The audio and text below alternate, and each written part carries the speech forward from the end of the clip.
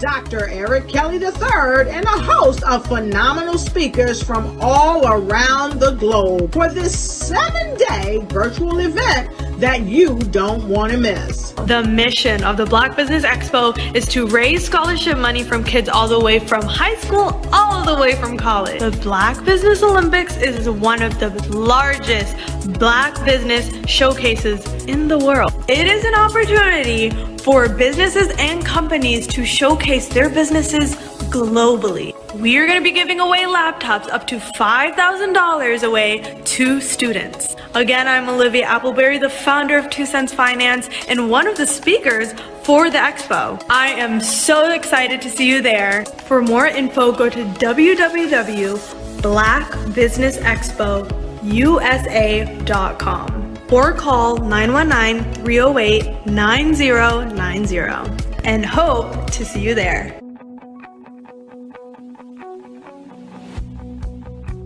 I am Black Business. From the moment I wake until the time I sleep. Yes, I am Black Business. I am Black Business.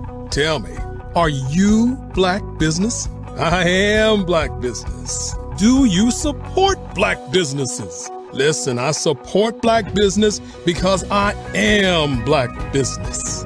Black Business Expo, one of the largest business showcases in the history of Black business in the world. The world! Sign up today at www.blackbusinessexpousa.com or call 919-308-9090. I am Black Business. I am Black Business. From the moment I wake until the time I sleep, I am Black Business. I am Black Business. Are you Black Business? I am Black Business. Do you support Black businesses? I support Black business because I am Black business. Black Business Expo, one of the largest business showcases in the history of Black America in North Carolina. Sign up today at www.blackbusinessexpousa.com or call 919-380-9090. I am Black Business. I am Black Business. From the moment I wake until the time I sleep, I am Black Business. I am Black Business. Are you Black Business? I am Black Business. Do you support Black businesses? I support Black business because I am Black business. Black Business Expo, one of the largest business showcases in the history of Black America in North Carolina. Sign up today at www.blackbusinessexpousa.com or call 919-380-9090. I am Black Business. I am Black Business. From the moment I wake until the time I sleep, I am Black business. I am Black business. Are you Black business? I am Black business. Do you support Black businesses? I support Black business because I am Black business. Black Business Expo, one of the largest business showcases in the history of Black America in North Carolina.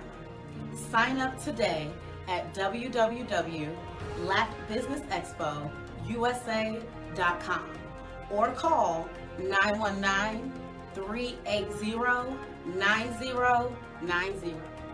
I am Black business. I am Black business.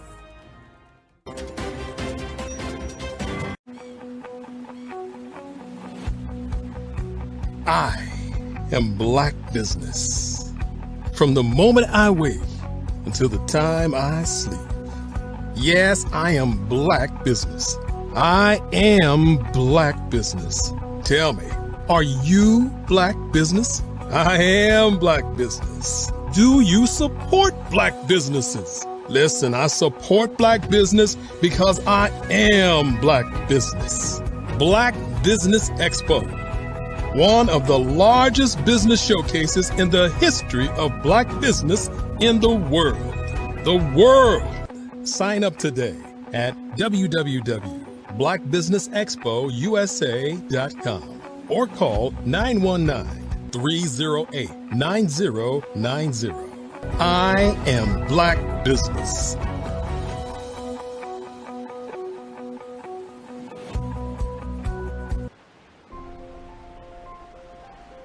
What if you could build your own city?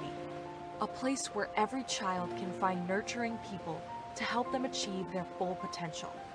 A place where every adult can access job training support, where health education is abundant, where social justice ruled the land. A place without limitations. Welcome. You have arrived at STEM City USA. It is what every city should be. A safe and trusted community where you find people and resources to help you become everything you are and beyond. STEM City is unlike anything you have ever experienced. It is a digital twin of the world around you, only better. STEM City is about energy and soul renewal. It is more than a digital world. You can almost feel the power of live cultural events, music, and theater. STEM City promises a better future for children, with caring mentors and hands-on activities, with dedicated tutors to support our youth.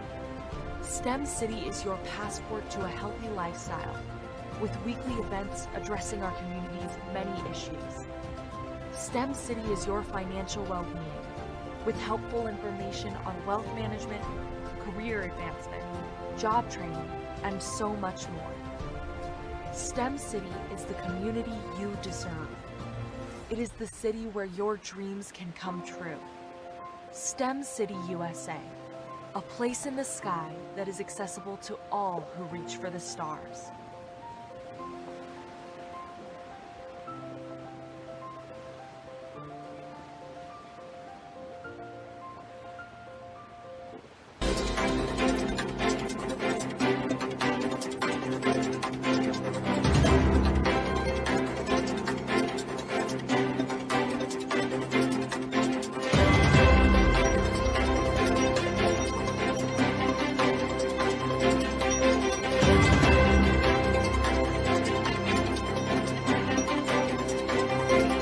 Are you a forward-thinking entrepreneur or business owner?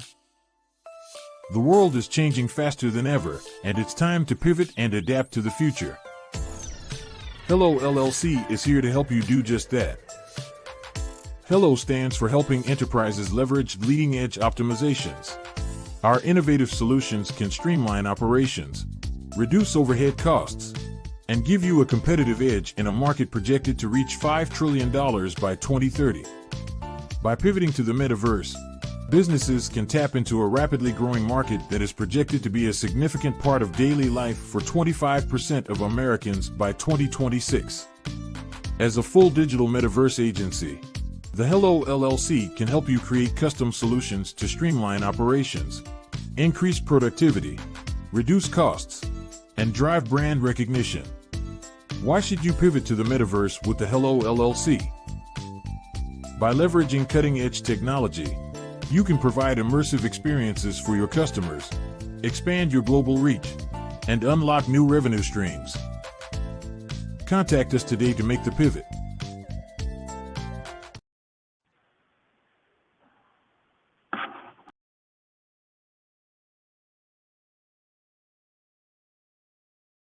Hello, ladies and gentlemen. Allow me to introduce myself. My name is Tara Bush, and I am the co-founder and COO of the Hello LLC, where our mantra is helping everyone live life optimally. And more importantly, helping entrepreneurs leverage leading-edge optimizations. We help businesses build, brand, automate, and pivot into the future. With over 22 years of corporate C-level experience, I carry a wealth of knowledge and expertise in my professional portfolio. My professional journey has encompassed various facets of business, executive leadership, project management, marketing, systems, space planning, and strategy implementation.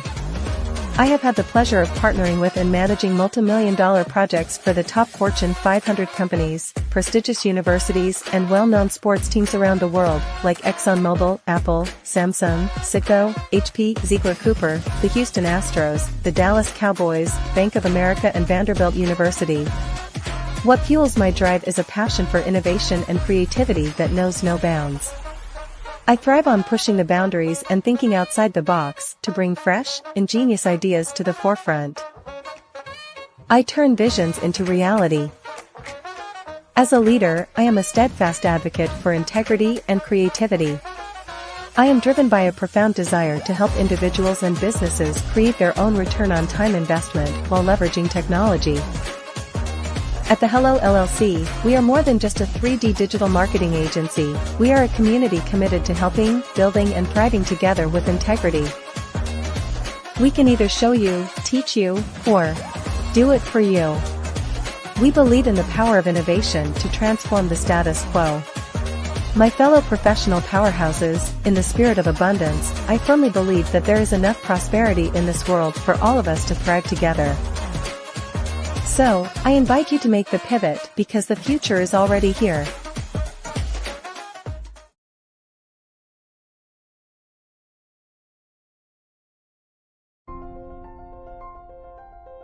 What if you could build your own city? A place where every child can find nurturing people to help them achieve their full potential. A place where every adult can access job training support. Where health education is abundant. Where social justice ruled the land. A place without limitations. Welcome. You have arrived at STEM City USA.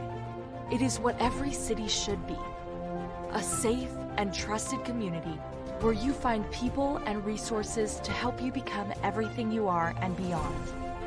STEM City is unlike anything you have ever experienced. It is a digital twin of the world around you, only better. STEM City is about energy and soul renewal. It is more than a digital world. You can almost feel the power of live cultural events, music, and theater. STEM City promises a better future for children, with caring mentors and hands-on activities, with dedicated tutors to support our youth. STEM City is your passport to a healthy lifestyle, with weekly events addressing our community's many issues. STEM City is your financial well-being, with helpful information on wealth management, career advancement, job training, and so much more. STEM City is the community you deserve. It is the city where your dreams can come true. STEM City USA, a place in the sky that is accessible to all who reach for the stars. Did you know women represent just 3% of Fortune 500 CEOs and less than 15% of corporate executives at top companies worldwide? Have you wondered what the secrets are to getting into the top ranks, whether in the private or public sector? Do you want to figure out how to stop being held back in your career or passed over for promotion? Then you're in the right place. Hi, I'm Dr. Madeline Ann Lewis, President and CEO of the Executive Women's Success Institute. I have decades of experience in the military, the federal government, and corporate America, and my mission is to help women succeed and tap into their full potential. I want to reach 1 million+ women around the world to become the leaders they are meant to be. So if you want to move into a management or executive level position, or maybe you are a female veteran transitioning out of the military into business entrepreneurship, then reach out to the Executive Women's Success Institute at 301-693-3284. Let us get you on the fast track to success.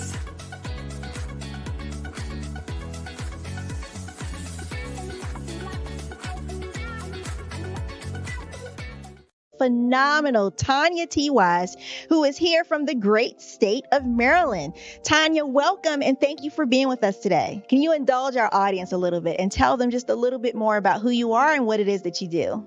Well, I love being able to talk to people and have a magnetic attitude, being able to just show them. So I always like to say, level up is Coach at Tanya T. Wise here.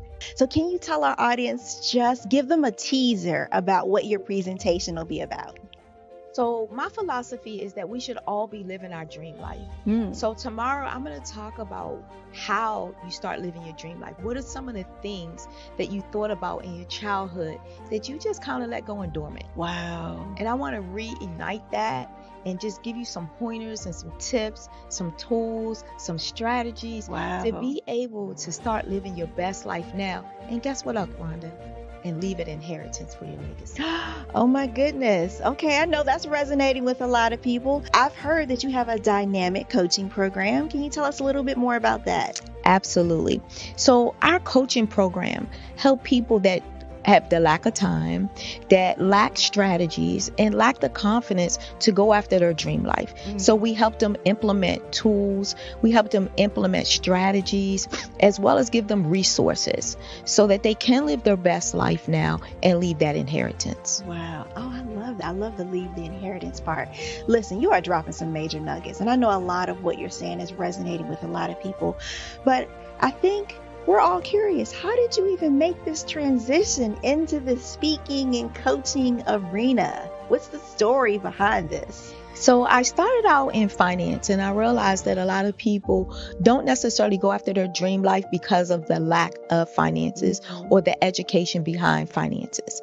But it wasn't until I lost my firstborn, my only son, that life changed for me. And where I was going after it all, living the corporate life, hit my 6-figure income and living in my dream house with my dream man, driving my dream car. I nearly lost it all when I lost my son. And so I realized it only takes one financial catastrophe that can change your entire life. That's what made me start All New Beginnings. Because no matter what's going on in life, there's a new beginning. And because of that, we develop a program called Wise Minded. My little slogan is, don't just dream it, let's live it. If they want to connect with you or work with you, what is the best ways for them to be able to do that? Well, for my social media guru, you can connect with me on every single social media platform as Tanya T. Wise. I was born in a little village on the island of Haiti. Many deadly diseases pounded me. It is as if they were on a mission to end my existence on this earth. I refused to give up. In 1983, I left Haiti and came to the United States of America. And I came with $5, 2 shirts. I didn't speak any English. I came to Atlanta. I got a job. I was a doorman. I was a doorman with a dream. What I used to come on stage. I'd rehearse this moment that I'm standing in front of you. That's the power of a dream. Maybe today is the day you begin acting as if you already have it. And then step out with full force. Take a risk. No condition is permanent. Don't let your situation distract you. You are chosen. You are called. You are born for a purpose in this life. Hello, I am Dr. Eric Kelly III, the visionary strategist and founder of the Black Business Olympics. I invite you to showcase your Black-owned businesses on the Black Business Network global stage. The Black Business Olympics is a global Black Business Network platform that propels Black-owned businesses into the international spotlight. By showcasing your business on the Black Business Olympics platform, you can reach a worldwide audience of potential customers, partners, and investors. You can also establish yourself as a thought leader, an expert in your field, attract lucrative partnerships, and more speaking engagements. In addition, the Black Business Olympics platform provides a valuable opportunity to connect and collaborate with like-minded entrepreneurs and business professionals from around the world. This can lead to new business opportunities, ideas, and relationships. Finally, by sharing your story and expertise on the Black Business Olympics platform, you can inspire and empower others. This is a powerful way to make a positive impact on the world and leave a lasting legacy. If you are a Black-owned business owner, I encourage you to seize the opportunity to showcase your business on the Black Business Olympics platform. It is a once-in-a-lifetime opportunity to make an indelible mark on the world. Be one of the 1,000 visionary entrepreneurs who are changing students' lives, shaping industries, and leaving an unforgettable legacy for their families. Unleash your voice on our global stage and watch your business thrive. Black Business Olympics is one of the largest Black business showcases in the history of Black business in the world. Yes, the entire world. Just give me a call today at 919-308-9090.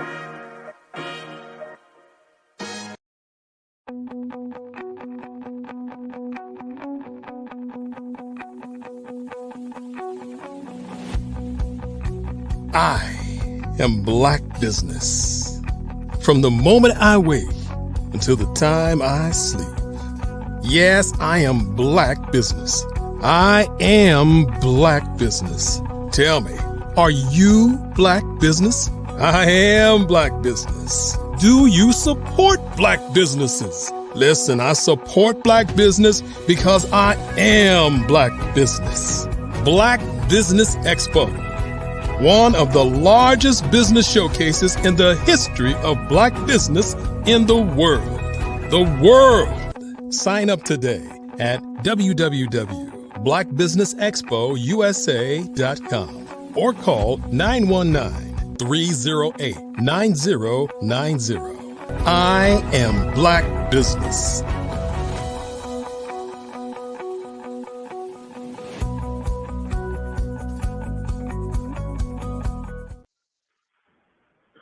Good afternoon, business owners, entrepreneurs, thought leaders, and corporations. Welcome to the Black Business Network.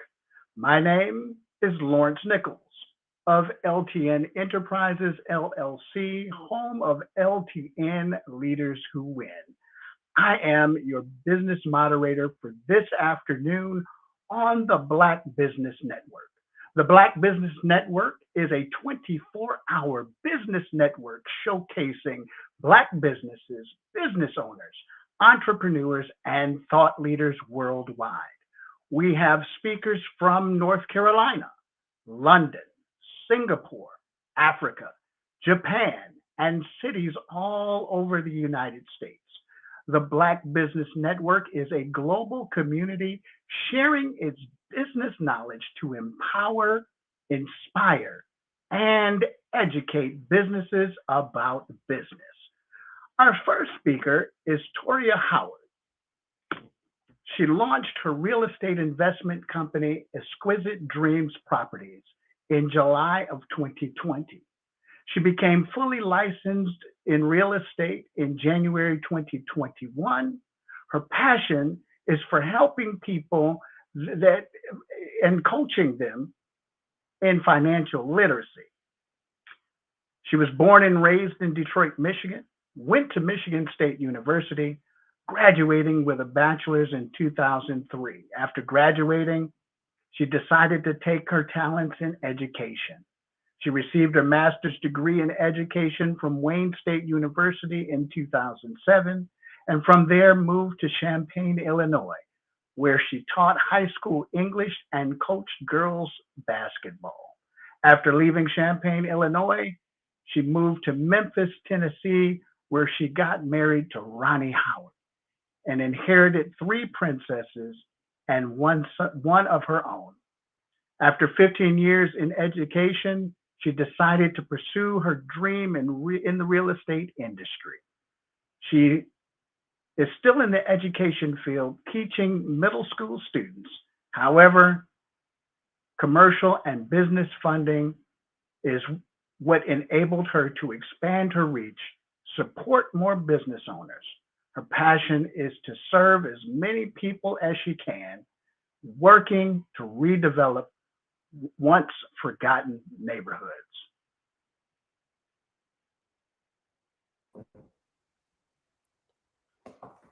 Hello, Toria. Hello, hello. Genius is coming, and I'll see you on the other side. Thank you so much. I appreciate that intro. Giving it back to this platform, the Black Business Network, for having me on. I am so grateful to be here. Like you said, you know, it's been a journey for me coming from Detroit, Michigan, where I grew up. And I always wanted to serve and help people.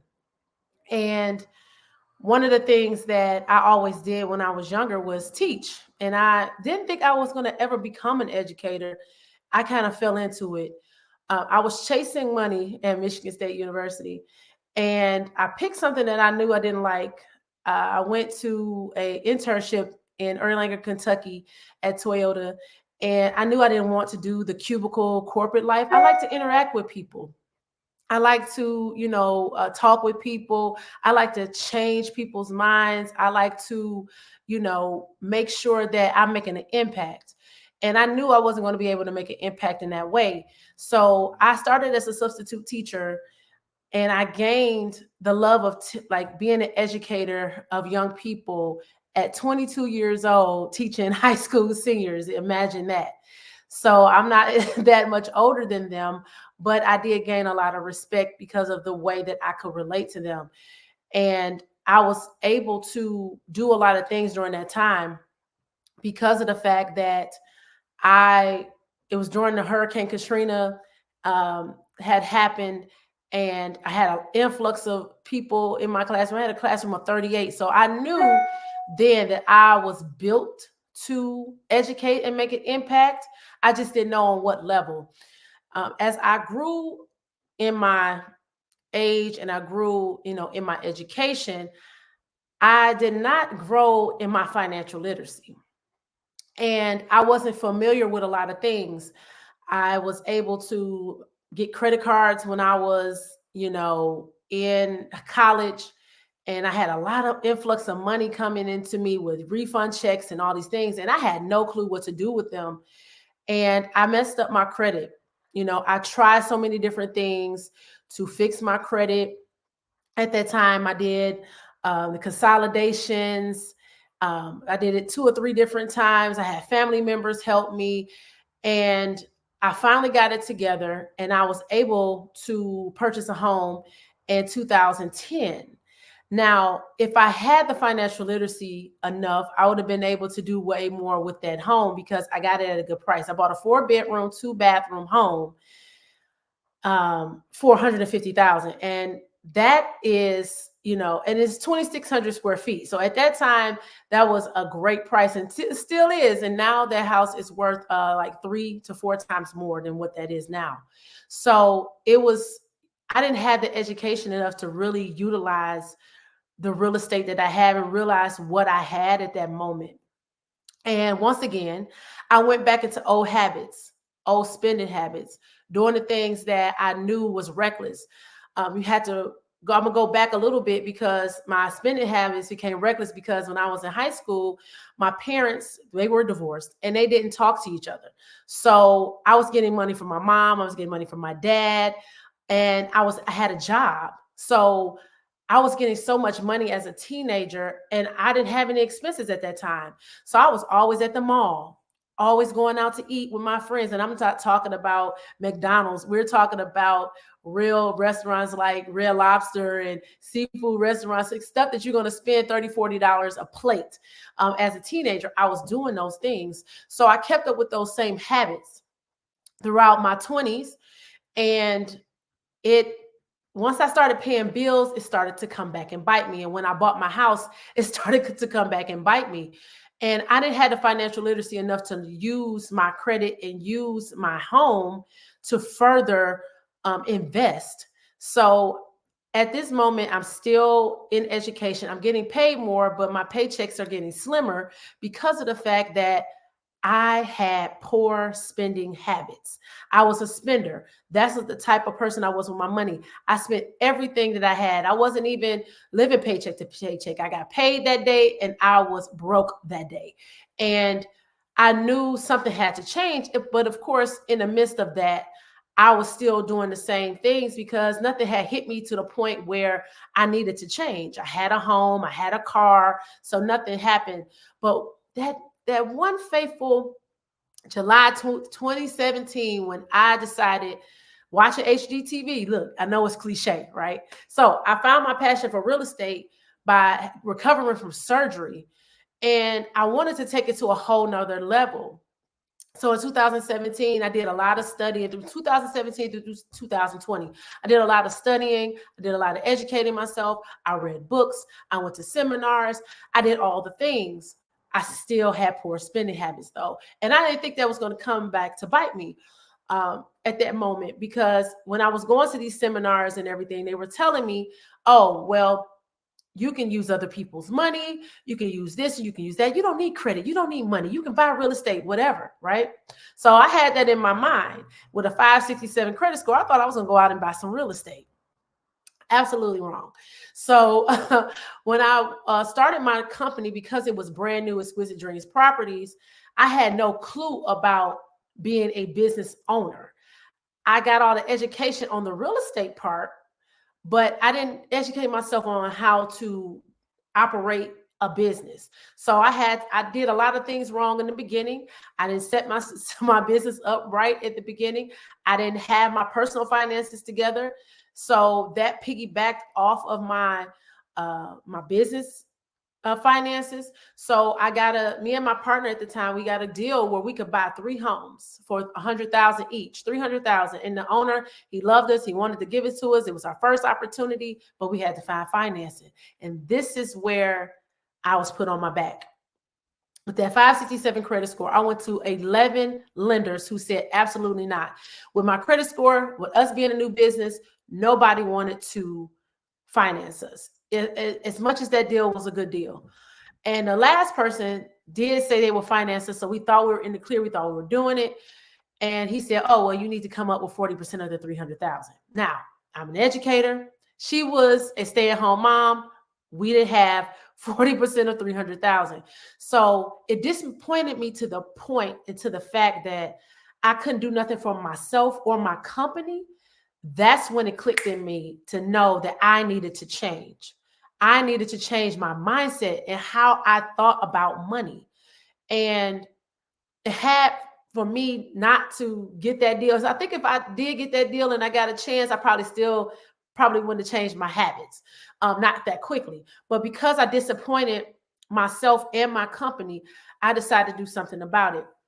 I became a realtor because a lot of people saw that I was in the real estate industry, but because of the things that I were doing and they know who I was, because I love to educate people. I know how to take knowledge, disseminate it, destroy it, okay, and spit it back out to people so they can relate and they can understand it. So a lot of people wanted me to help them to buy a home. So I ended up getting my real estate license, which I wanted to know that side of the business anyway, so I can broker my own deals and know that side in the first place.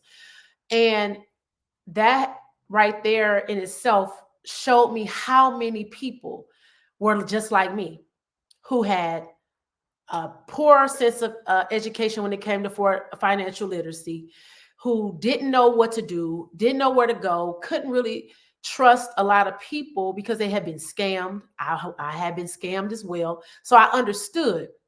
So I decided to be a beacon of light for these individuals. And that's when I started on my financial literacy journey to help myself, but also to help others. I partnered with a company called United Wealth Education, and they helped me to not only fix my credit, but it helped me to help others as well. Like I said, I had a 567 credit score. Now, why did I have a 567 credit score? I told you one reason. The one reason was because I had poor spending habits.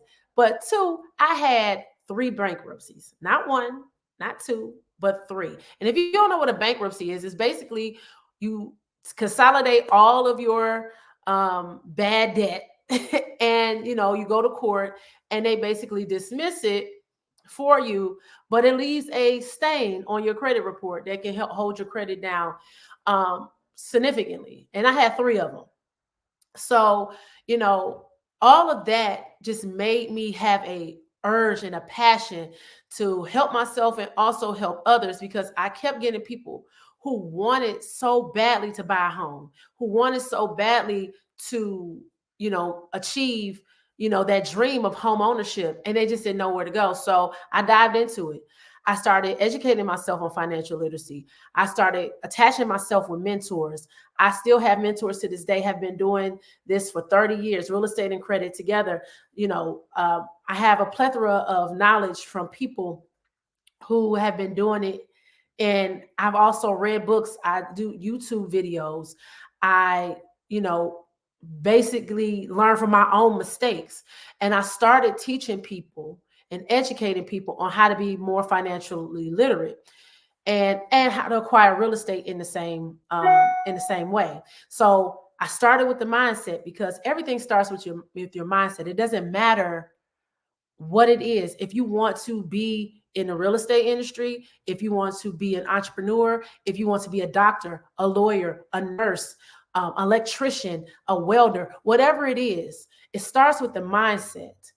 And your mindset has to be set on a particular goal. And once that particular goal is set, you have to have discipline. And that's one of the things that I was lacking, discipline. I know discipline is like, oh my God, like a terrible word. Like it feels like you're getting beat, right? No, discipline is a measure of how you're going to tackle your goals and also your dreams. Because without discipline, without consistency, there will be nothing. You could be a fly by night everything, a jack and Jill of all of everything, like I was. I have a lot of things that I can do, but I strayed away from being an educator because of the fact that I was chasing something else that wasn't meant for me to chase. And a lot of people do that because of lack of discipline. People don't like to stay the course and see the journey through, because the journey can be tough. The journey is rocky. The journey can drown you. It's going to make you start over. It's going to put you on your back. It doesn't matter if you want to be an athlete. I played basketball since I was in 5th grade up into college myself. And no, I did not become a professional athlete. I could have, but the discipline part wasn't there, and the support wasn't there for me. So that made me, turn away. Now, I did become a basketball coach, and I taught other people how to have that. But in a sense that I needed to be more consistent. I needed to be disciplined in order to educate and discipline or educate others. I can't teach people how to be disciplined and consistent if I'm not doing the same thing. So that made me turn around as well, helping others. How can I help others if I'm not preaching and doing the same things that I'm telling them to do, right? So all in all, during this journey that I'm still on, I've learned quite a few things. That your mindset is powerful. Your mindset is what's going to get you to do all the other things, because I did a lot of compartmentalizing as well. I would start here and don't finish there, and go over here and start there and don't finish, and leave stuff everywhere. I had a lack of discipline.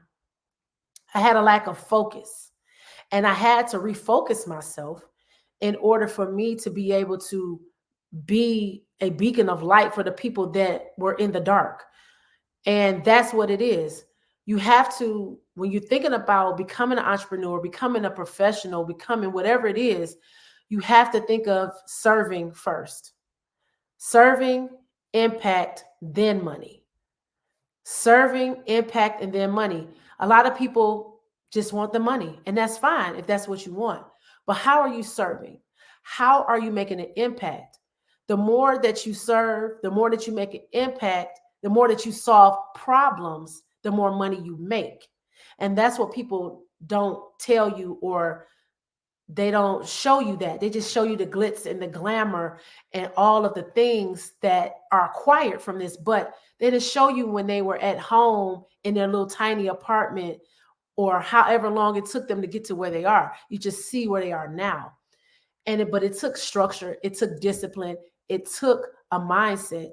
And your mindset has to be clicked and focused and disciplined on what it is that you want to achieve.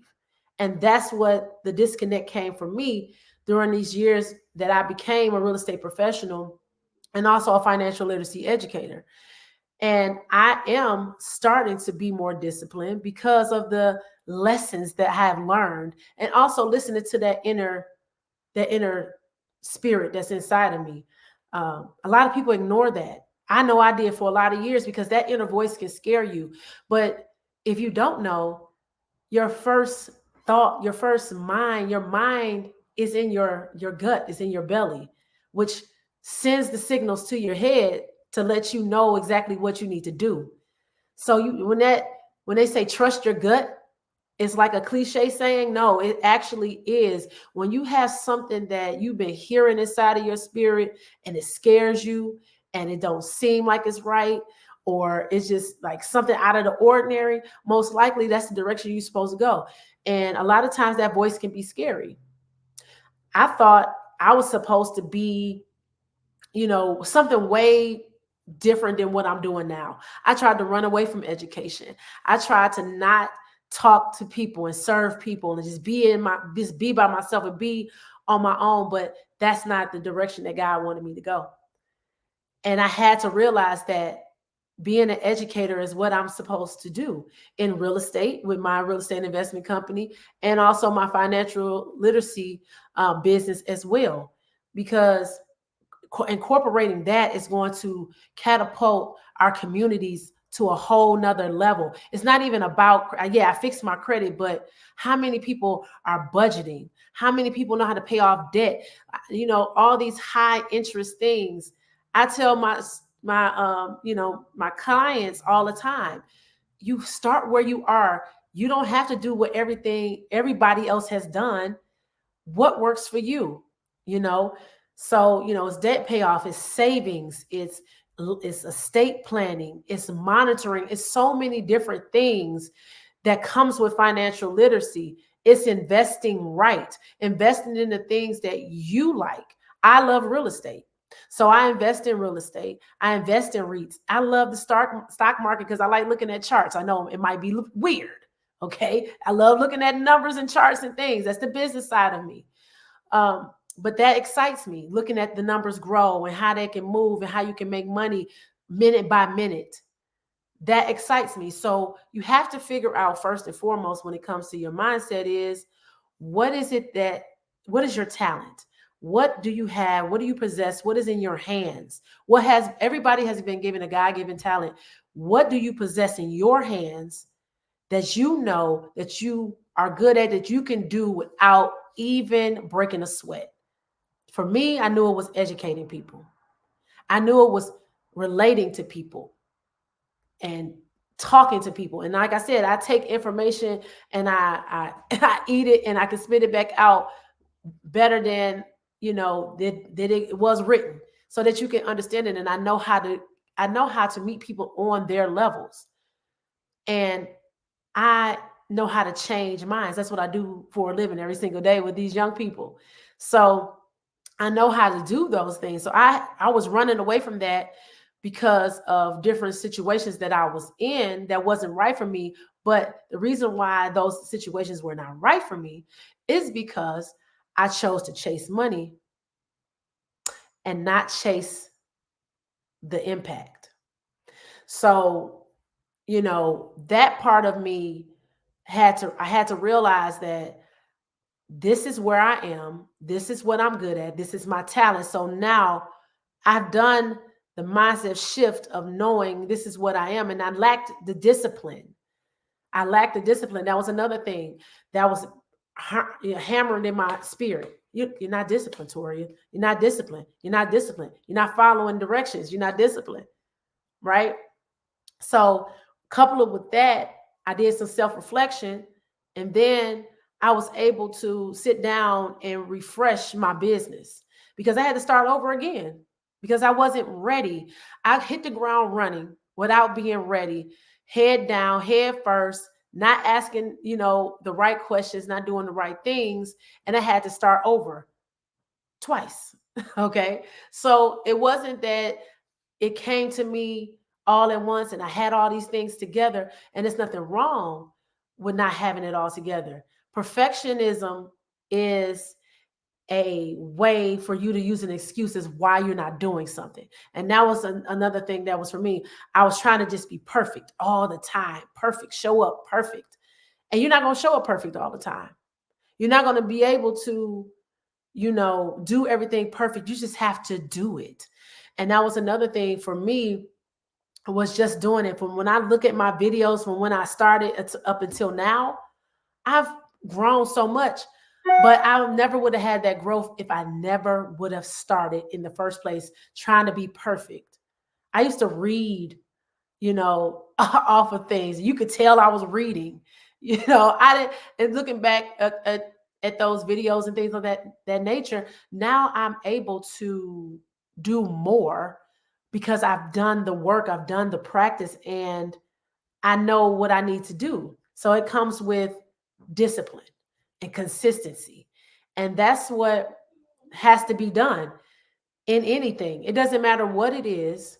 You just have to find what is your talents, what are the gifts that you have in your hands that you can serve and impact others, and then figure out a way to monetize it, to make money off of it.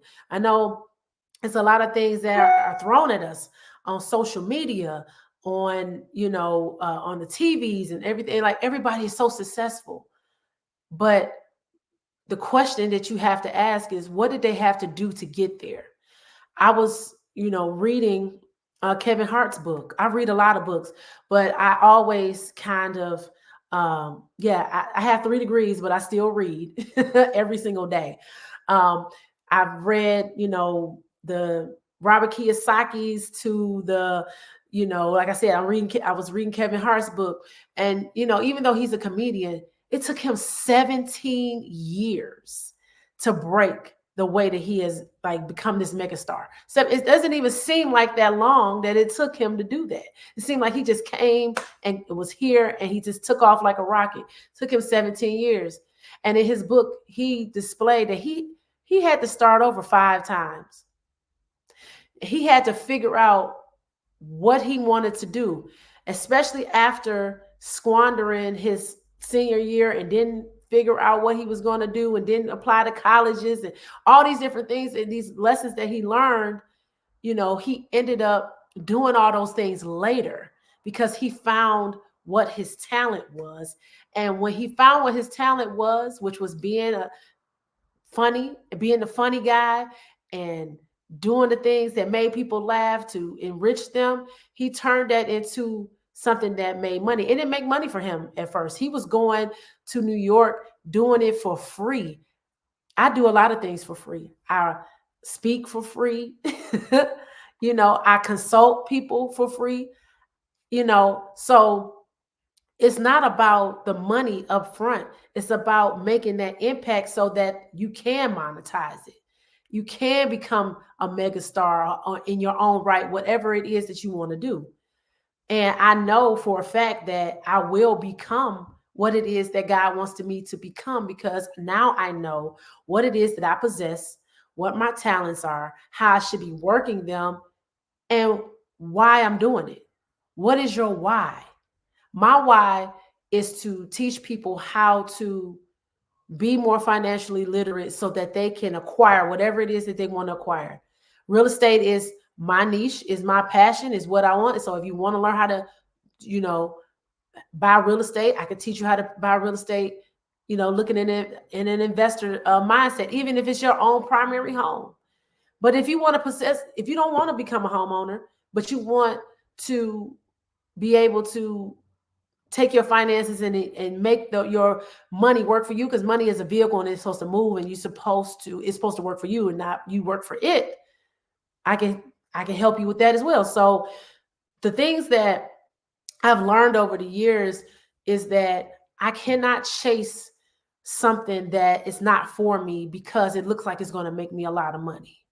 Because in the end, it's only going to make me tired, for first and foremost. Secondly, it's going to take me away from the main thing. And that's what a lot of it did. I started chasing a lot of different things that took me away from the main thing, which was real estate, which was my real estate investment company and my financial literacy education, because that was important for my business to be able to grow, to scale. Me not being financially literate has held me back for a few years because I refuse to change. I refuse to be disciplined. I refuse to be consistent. And that is what I want my clients to understand, that it's not going to be an easy road. It is a journey. It's going to have some ups and downs, some ebbs and flows, some stoppages, some starting over, whatever it is, and just be okay with that. And it's okay to start over. But understand that you get to the point where you know you have to do something different, but don't wait until the point where I had to embarrass myself. It seems like I can say I embarrassed myself now, but it was more or less, I felt bad for my company, that I could not do nothing for my company. I couldn't do nothing for myself. I couldn't even go out and buy a car if I wanted to. So at that moment, it made me realize that I had to change. So, that discipline, that consistency has done wonders for me, and I'm going to keep on charging with that.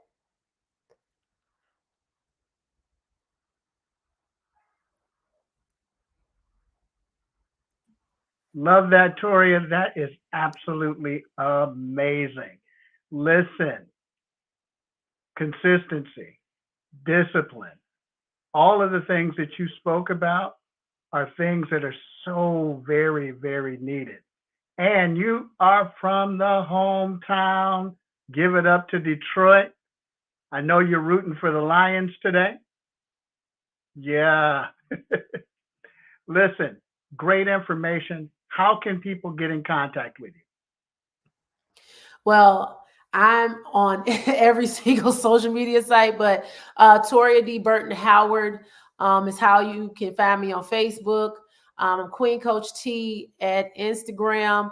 I'm Queen Realtor T on TikTok and on Snapchat. So, and I also have my digital card, which is 10,000cards.com/cards/Toria, TORIA_Howard. That's my digital business card. You can access all of my YouTube channel, everything that I've been doing. All my websites and links are on that one stop website right there. So, but if you Google me, you can find me. I'm not hard to find. I'm everywhere. LinkedIn, everywhere. Amazing. It has been a pleasure having you on the Black Business Network. Genius is coming, and I'll see you on the other side.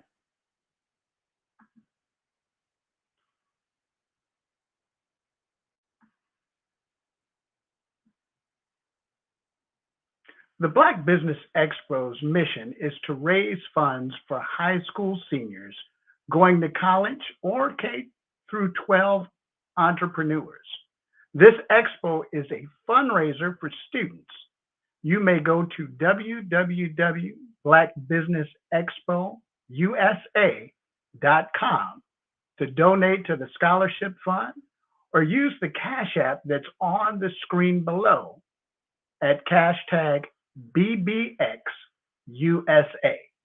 Our goal is to give laptops and up to $5,000 to 10 students.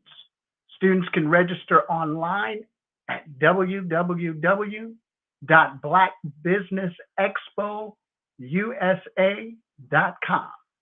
Every dollar counts, so we want to remind you to donate to the scholarship fund. We want to thank our Black Business Expo USA sponsors for December 2023. NC 100, Moody Capital Partners, Suede Soul, The Hello LLC, Lotus Richer Coaching and Training, Carolina, Virginia Minority Supplier Development Council, Step Management, 5-Star BDM Media, Barbara H. Smith LLC, Margie McLean Foundation Incorporated, Genius is Common, Earth Essentials, Milani Shani Global, Executive Women's Success Institute, The Quality Coaching Company, Superwoman Business Services, Creative Force Studios, Lee Entertainment, Artistic App Design, Black Business Expo USA. Genius is Common, and I'll see you on the other side.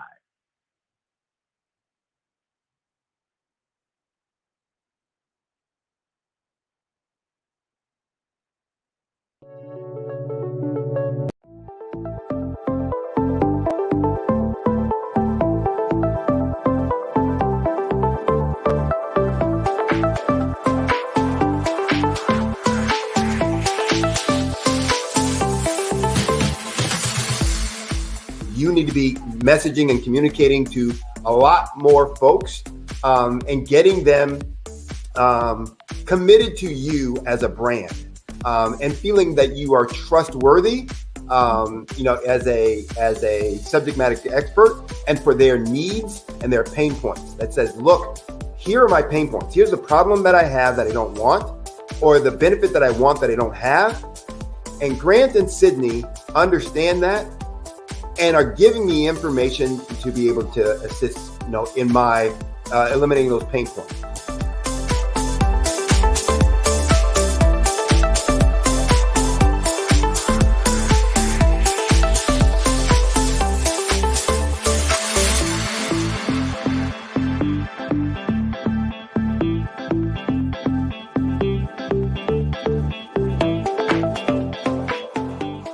You're going to get a lot out of this workshop. We're going to show you ways that you can begin to look at this particular problem, that you can apply different formulas, techniques, and skills. They're going to get you to that next level. And then you'll understand the value that we're bringing.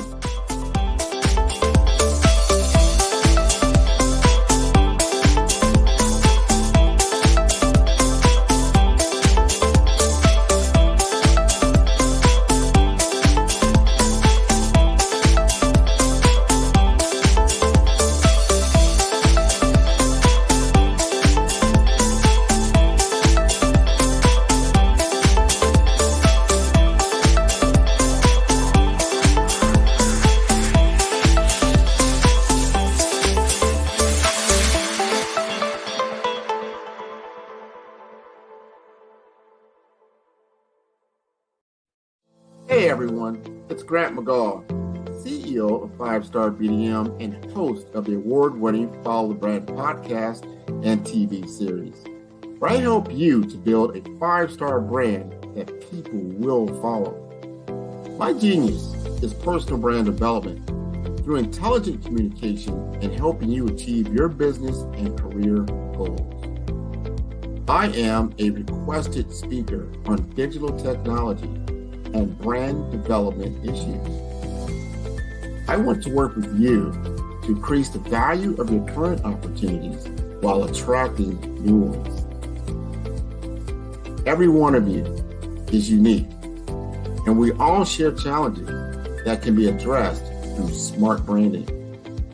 As a superconnector, I work with you as an executive coach to guide you along the complicated business and career development road, providing the enhancement tools and information you need to succeed. Together, I will help you succeed in today's challenging business climate. I will evaluate and measure your progress. Best of all, I am right alongside you every step of the way. Build the brand called you. Genius is coming. Artist to me is a creative expression of something from nothing. You know, it explodes onto the canvas, or it explodes on in my work. One of the things that I try to do more than anything.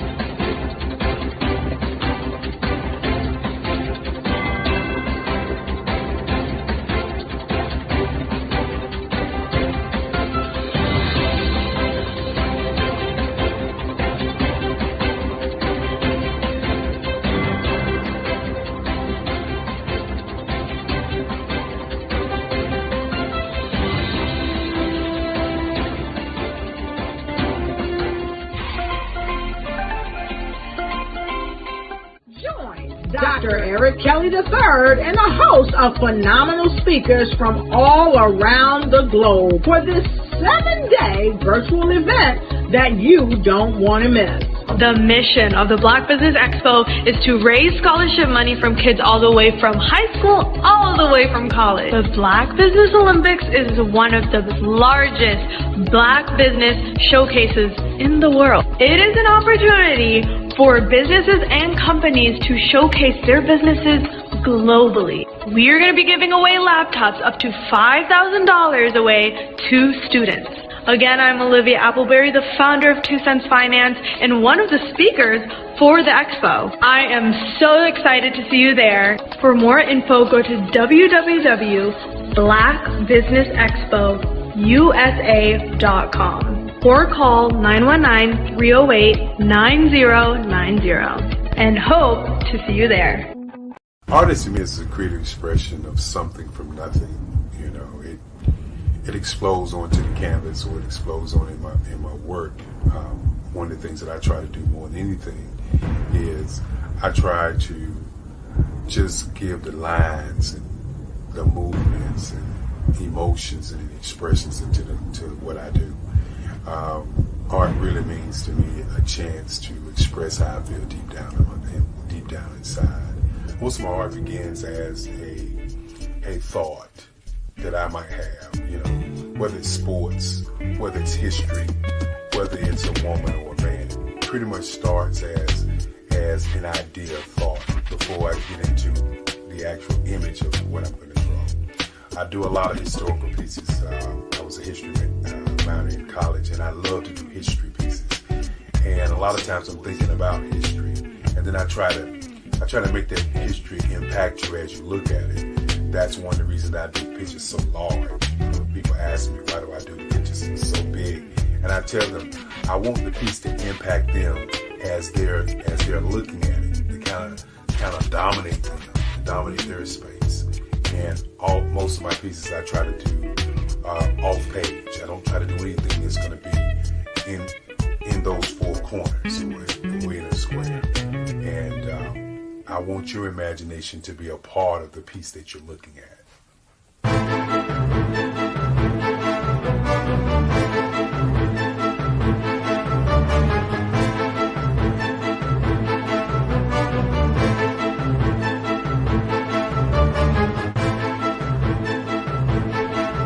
The way I feel when I'm drawing, when I'm creating something, is I feel free. I feel like there is an anticipation of something that's going to come. I try not to draw first. I try to draw second. And what I mean by that is I try to allow myself to kind of get into the piece and just relax. Sometimes I miss time. I'll draw 2, 3 hours, sometimes 4 hours. And while I'm drawing, it's just a free. I just feel free. I mean, I feel like time stands still.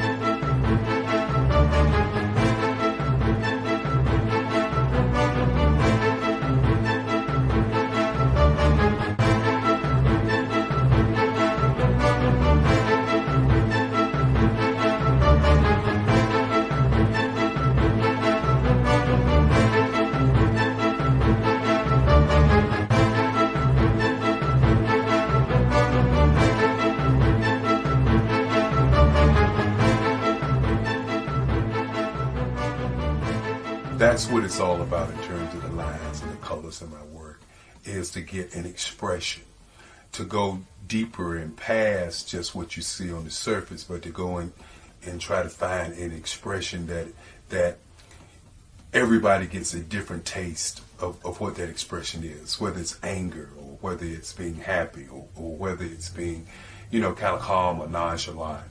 That expression that people take away from the piece is the most important part of what I do as an artist.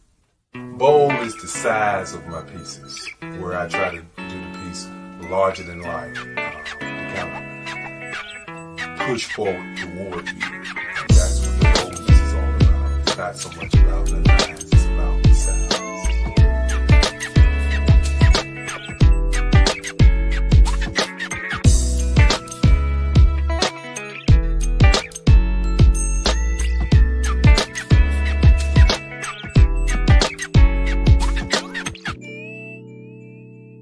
The Face of Change art show is inspired by my mother, but more importantly, it's a historical moment in time as the pieces depict different emotions and expressions of Barack Obama. The 44th president is indicative of the 44 pieces of art that I have done in this particular collection. When you begin to think about expressions and portraits, this is a portrait gallery of expressions of what transpired as Barack Obama ran for office. Some of the pictures are abstract and some are expressionistic. And I combine both of those forms of art to create this collection of art pieces.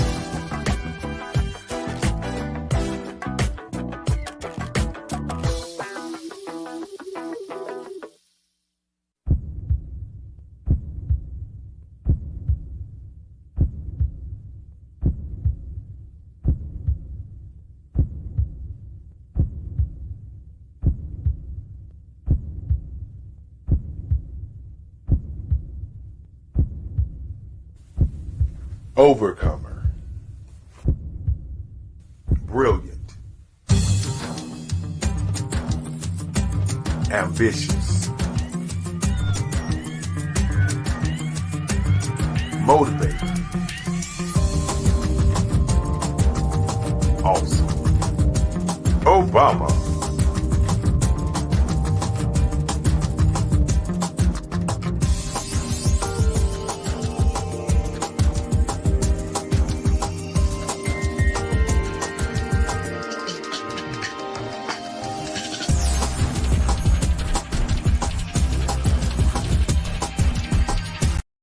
I am from Washington, D.C., but I was raised in Durham, North Carolina. I came to Durham when I was about 5 or 6, and then I traveled back and forth to D.C. because it's where my people are from. One of the unique things about my family is my mother, she's also an artist. She does quilting, and she does a lot of artistic things, and then my son, he draws with both hands, his right hand and his left hand like I do. So that's kind of a family trait. And then my other son, he's a videographer, and my daughter, she works, she's a regional vice president for Sunglass Lab.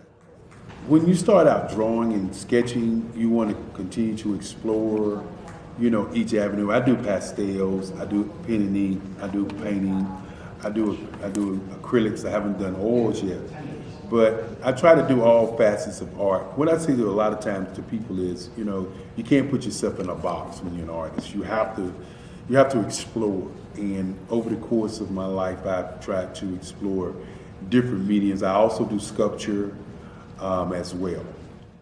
I choose my subjects by the intensity that they have in their faces, or the intensity that somebody is moving, because I do more than portrait drawings. I also do I do abstract, and then I do figurative drawing also. Well, what happened in this particular show is that I started out trying to come up with something that would be a little bit different than what everybody else is doing. So I was working on a Barack Obama show, and they wanted me to do some paintings of Barack. And so what I did was, because of the deadlines, I kind of did it kind of fast. And then I realized when I was doing it fast, I enjoyed it. And so then I started doing other pieces the same way, and I started to enjoy those pieces also. And so I came up with this particular style, and it's a style of lines and colors. And what's interesting is that when I was in college, I did a show called Lines, Colors, and I talked about the boldness of the blacks, the hotness of the whites, and this is how this has come about, you know, later on in my life.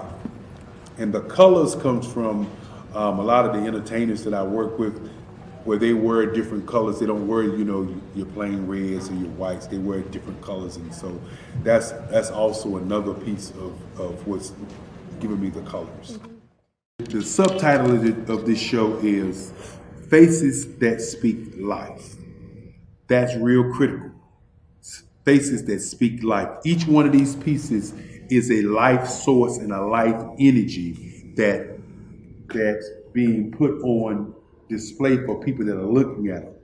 You know, I always say in terms of my art, it's not important that I draw them. It's important what you get out of what I draw. You know, I don't try to just draw it because you like it. People wanted me to do prints. I didn't do prints. You know, people asked me to do different people, but the people that I choose are people that make a difference in the lives of people in the world. So the human landscape idea was, again, as I say, the lines represent your emotions, it represents your ideas, and it represents your journey as a human being. And that's why you get the different pieces and the different looks. And as you notice, I try not to do one look that looks alike another look. And that's what's the most important part of this show.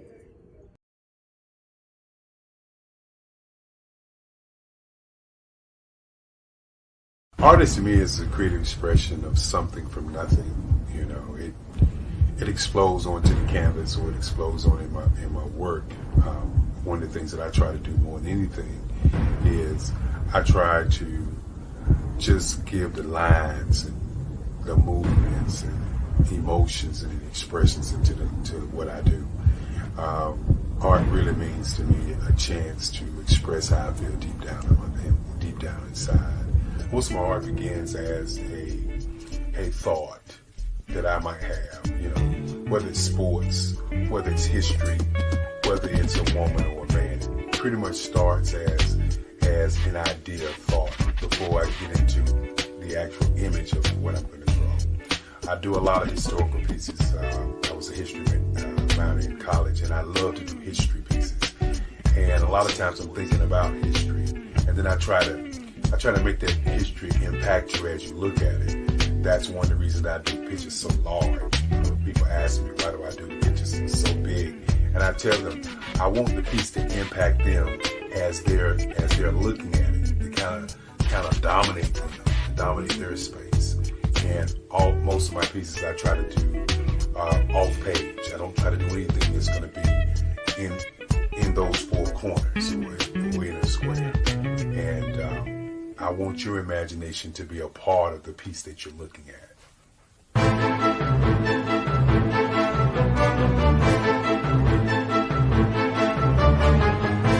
Over the past few years, we've seen the growth of existing and new initiatives focused on financial inclusion, building global networks, and reducing the wealth gap in response to the idea there's not enough seats at the table.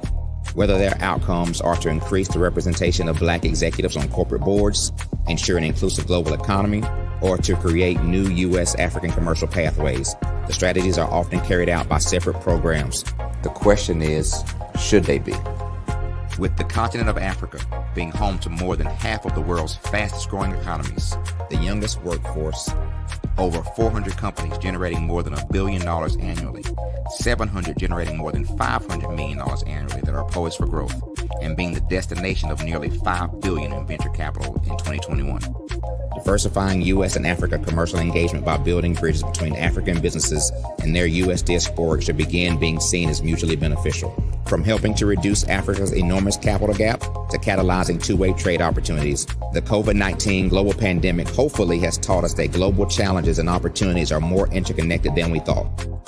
During the pandemic, African companies like Unicorn Flutterwave, insurance provider Reliance Health, ride-hailing app Yasir, and 54Gene, the continent's first bank of DNA on people of African descent, proved that when African companies have access to networks, capital, and information, they grow big, grow fast, and create solutions that are valuable to the world. This is why Be Direct was created. We are the first U.S.-based but African-centric board preparedness and board search company designed to connect U.S. Black talent and corporations to African businesses. Unique and fundamental to Be Direct's success is our process of helping board candidates adapt their experience and networks to an African context before they're connected to high-growth companies that are looking to locally and globally scale. From our focus groups with African business execs and government leaders, we don't ignore the sentiment that business is easy, but people are hard. Having a pool of board candidates with hard-to-access networks and extensive experience across the business life cycle, including successfully raising capital, is table stakes for an initiative like this. So yes, we have that.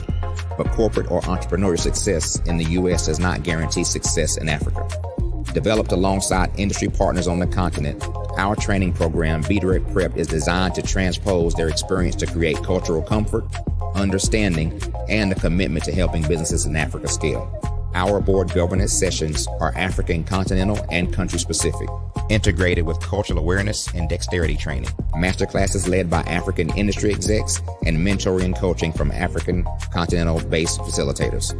But even more unique to Be Direct Prep, we cap off our training program with an immersion trip to help candidates that have not been to Africa before see and feel Africa's complexity and opportunity from African soil. We all know traditional network-based board placement has historically left a lot of us out of ever really being in the paid board pipeline.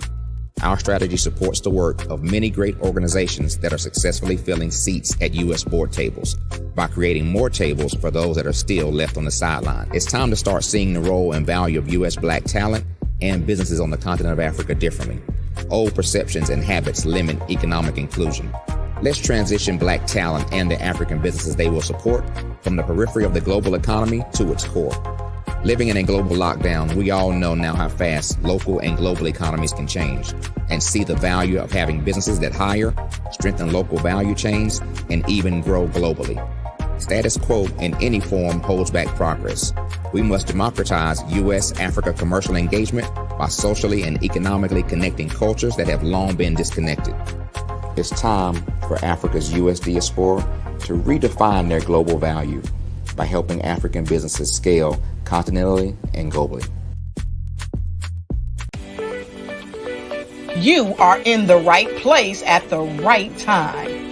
The Black Business Network opens again for its Black Business Olympics, a 24/7 broadcast on business, strategies, global branding, social media marketing, finance, advertisement, and much, much more. Featuring the top, most powerful entrepreneurs and speakers and thought leaders from all around the world as they gather together for this phenomenal event. Join the Black Business Network streaming live into the metaverse, STEM City, USA, Black Multiverse, Pod TV, Roku, Hulu, iHeartRadio, Apple TV, YouTube, TikTok, Instagram, Google Podcasts, Facebook, LinkedIn, IBM TV, Spotify, and Twitch. Tune in today and be a part of this amazing movement. The Black Business Olympics welcomes you.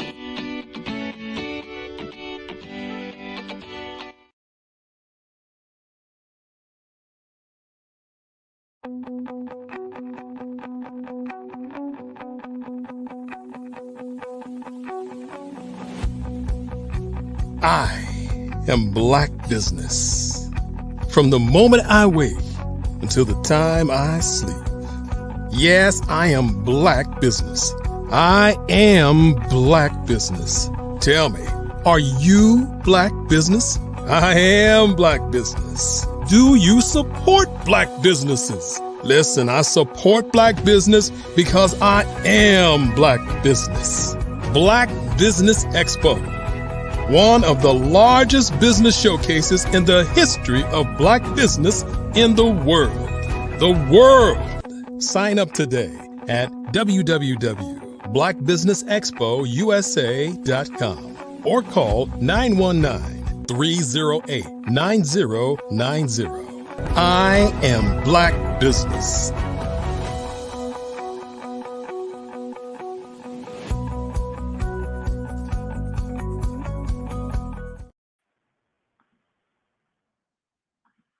Good evening, business owners, entrepreneurs, thought leaders, and corporations. Welcome to the Black Business Network. My name is Lawrence Nichols, and I am your business moderator for this evening on the Black Business Network. The Black Business Network is a 24-hour business network showcasing Black businesses, business owners, entrepreneurs, and thought leaders worldwide. We have speakers from North Carolina, London, Singapore, Africa, Japan, and cities all over the United States. The Black Business Network is a global community sharing its business knowledge to empower, inspire, and educate businesses about business. Our next speaker is Troy Richardson. Troy has over 25 years in sales and marketing, serving in various leadership roles, responsible for over $400 million in revenue. He's a global speaker, with Global Inspirational Vessel, also a global health advocate, sustainable farming and plant-based living. He's a United States Air Force veteran.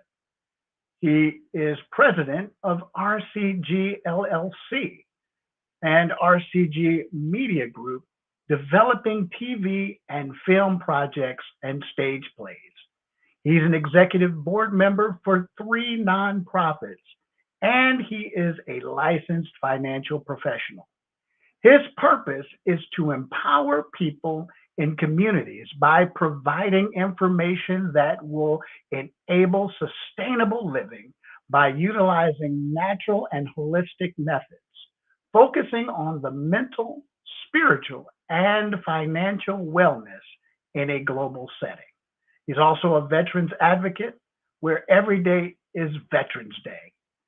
Join him in bringing awareness and stopping the rate of suicide amongst our military and veterans worldwide. I present Troy Richardson.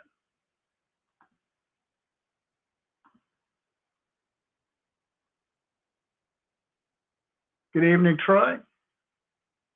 Got you on mute.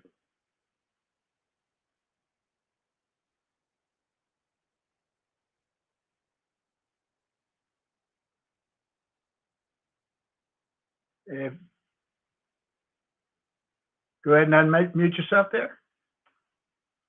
We've got a few technical difficulties, but we'll get him right in here.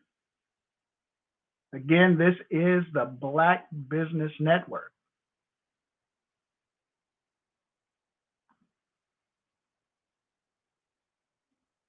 And we want to welcome you here again as we work through this. So business owners, entrepreneurs, thought leaders, you're in for a true treat today.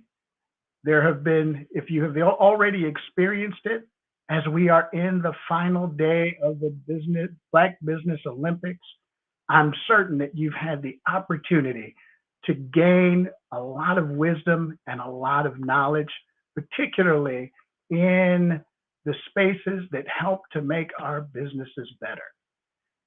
If you have not tuned in, I encourage you to make sure you go back and observe all of those that have already poured out tons of wisdom. Hey, Troy, looks like we've got you back. Few technical difficulties. Are we good to go? You sound great, Troy. Genius is coming, and I'll see you on the other side. Are we good to go?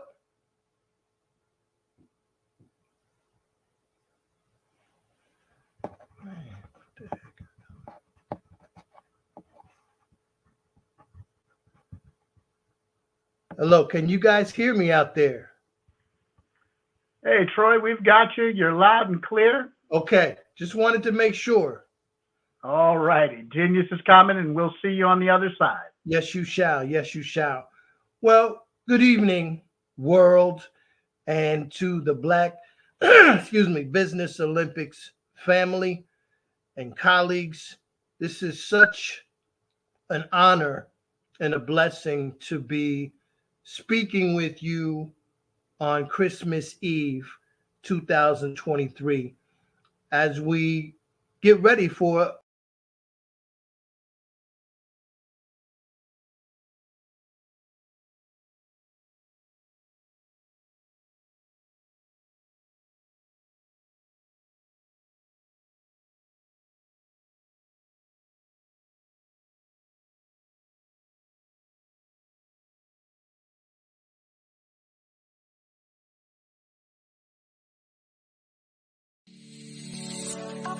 Did you know that our black dollar only lasts for 6 hours in our community?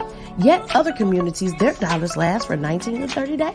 The Black Wall Street Nation. Black Wall Street Nation. Yes, that's why we created the Black Wall Street Nation. Black Wall Street Nation is a centralized directory available to all black businesses across the world. It was created for businesses like you, the ones that want to start and the ones who have a dream that have already started, such as businesses like Drop in a Bucket Productions, Valito Foods, Sugar Tea Branding Firm, All the Dazzle, Bun Cakeaholic, Miss Riot, and you. We'll have marketing, seminars, and some funding coming soon just for you. So, we want you to come and join us. www.blackwallstreetnation.com. See you there.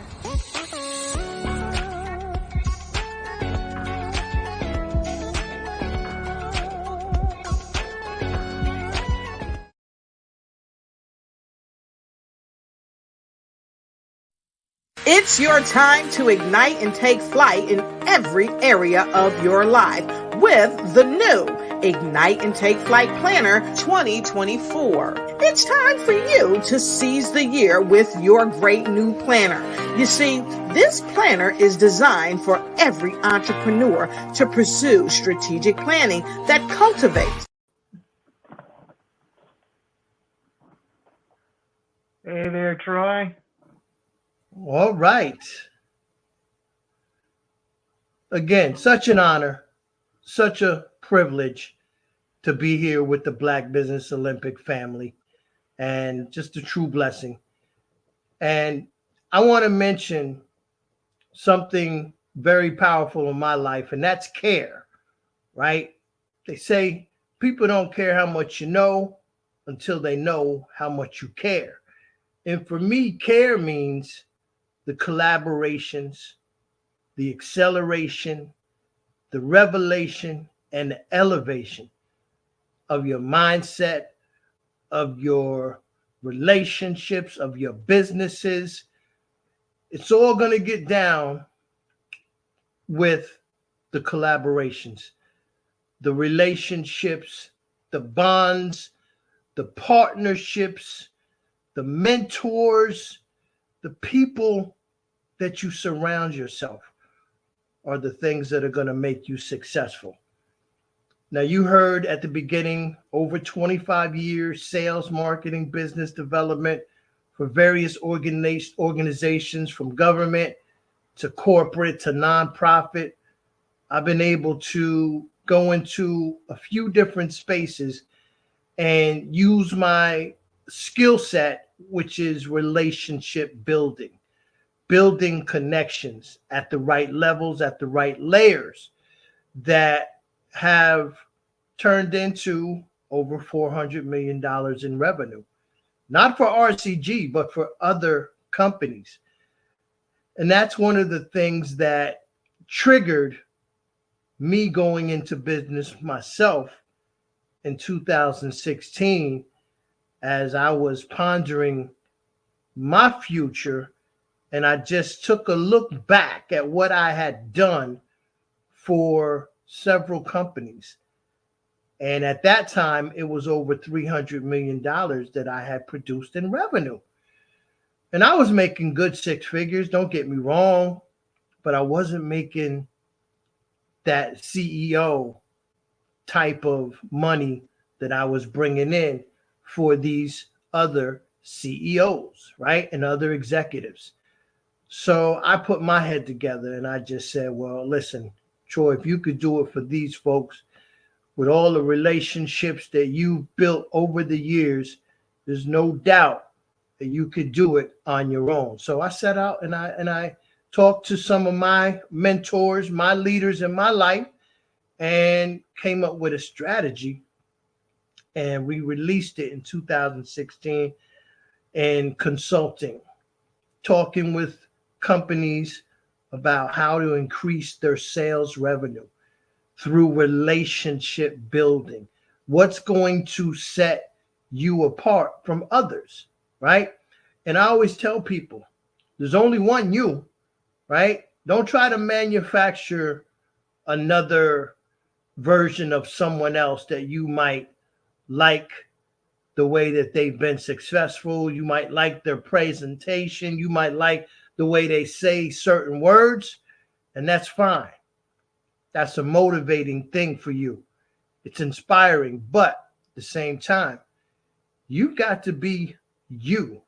You've got to use everything that you were born with, those characteristics that set you apart as a little baby, right? As a child, a youth growing up, right? There were certain things that you did differently than others. And it's the same thing to this day. There are just certain things that somebody's going to do a little bit differently than you, right? They're going to say it a little bit differently than you, but it all comes down to communication, right? Expressing what you're trying to get across to someone. And sometimes you just have to tell them. You just have to tell them, Mr. Purchaser, listen, we want your business. And this is the reason why you should give us an opportunity for your business. And you just lay it out. You just lay it out plain and simple. Don't try to dress it up too fancy. Maybe sometimes dress it up. Those nice presentations, they are effective. But at the end of the day, it's all going to come down to you. And if they are trusting in what you're telling them, and if it's credible, right? But it all comes from relationships. I used to work on large government contracts where it took a team to win those contracts. And then after you win it, you have to have program managers that keep up to date on policy changes, regulation changes. It takes an entire village when you're working on, let's just say, an $800 million NASA contract, right? It's so many people involved that you just cannot do that alone. And sometimes our egos get involved, right? We I'm the CEO, I'm the president of the company.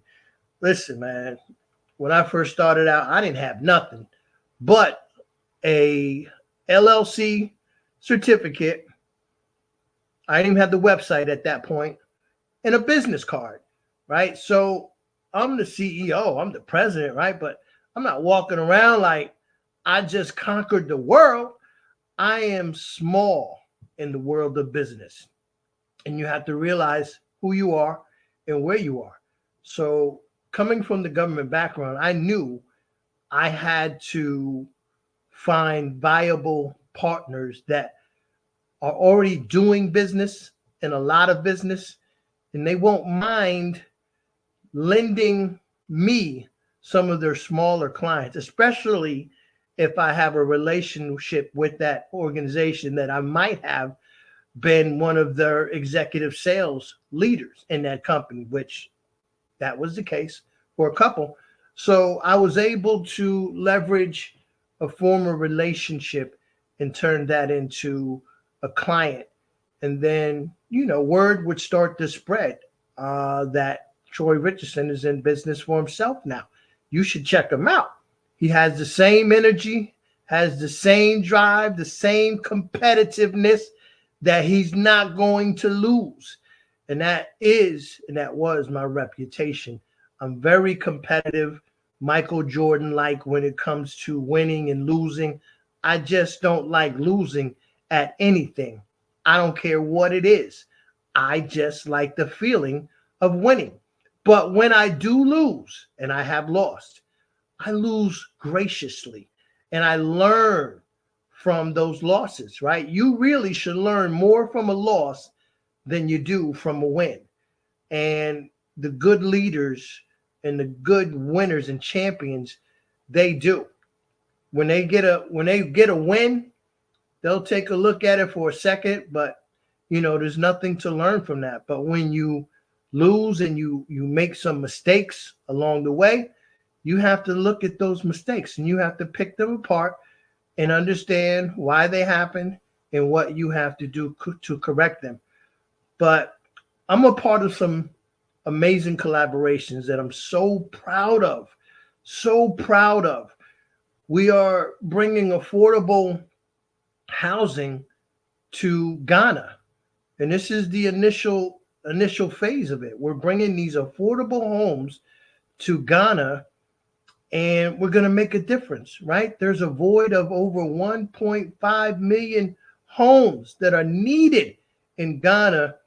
And I'm collaborating with several partners, from providing the homes, the energy, water, food, creating jobs, local jobs, just incredible collaboration at the highest level. And again, when you impact people, right? The people don't care how much you know till they know how much you care. You're going to know how much I care, right? Anyone around is going to know how much I invest in others. And I get that trait from my late mother, Dorothy Gray Richardson. She just told me to pour into others. Pour, pour, pour. Do not worry about yourself. You do it the right way, everything is going to come to you anyway. But just pour into people, serve others the way that you would like them to serve you. And that's what I've been doing my entire life, is just serving. That comes first. What's in it for others? How is this going to impact the lives of our youth, our elderly, our communities? What is it going to do to uplift the spirits of those who, are not doing as well?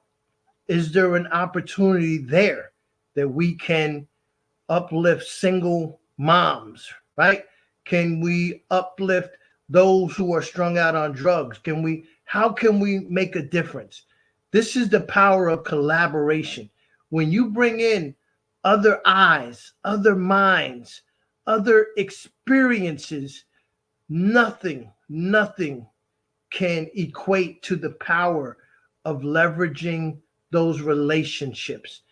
And I had some guests today. We're going to come back in January, but they're helping me collaborate on this medical television series. And it was my executive director, Gilbert Glenn Brown, and my executive vice president of marketing, Miss India Alston.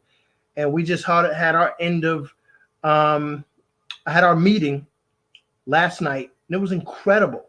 Just a year of reflection,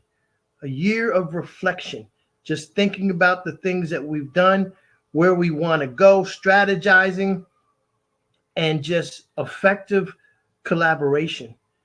And after you collaborate, right, we all want to excel.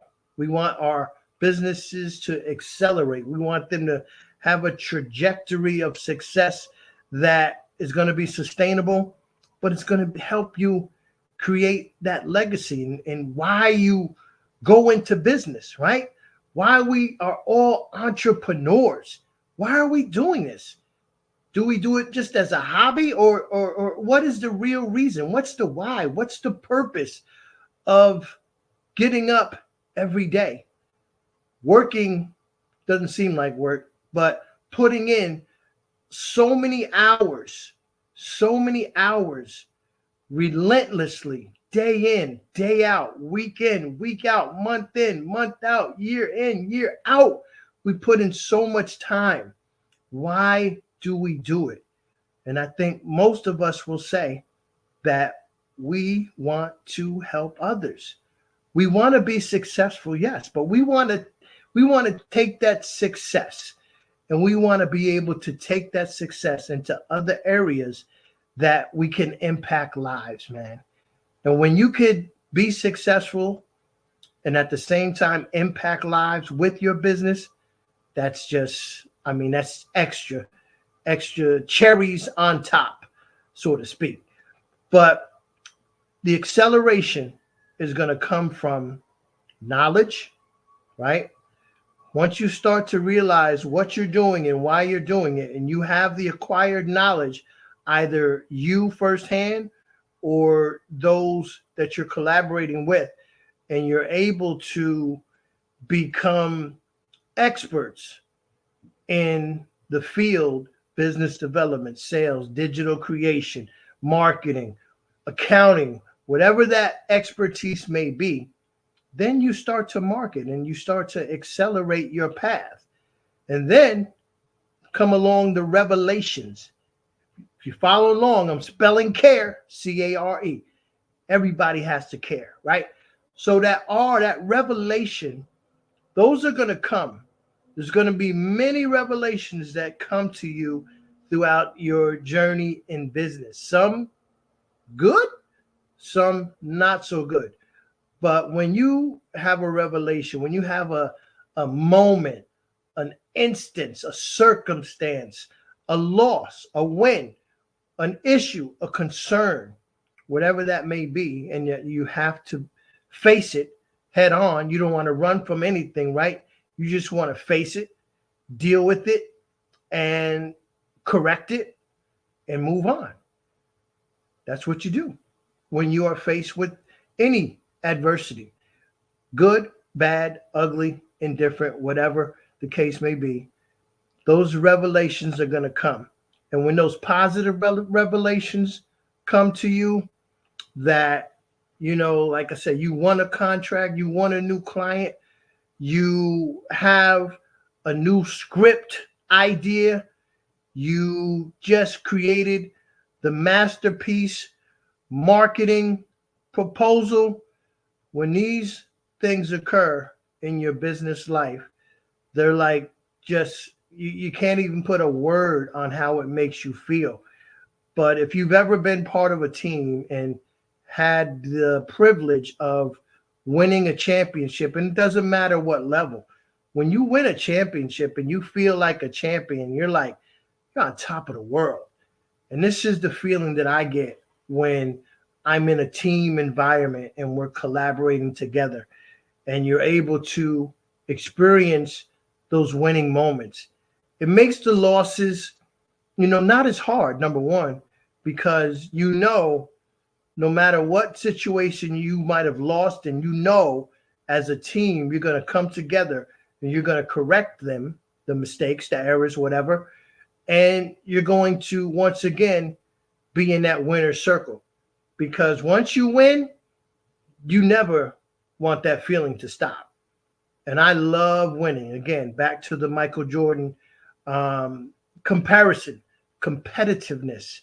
I just love putting in work and seeing that work pay off.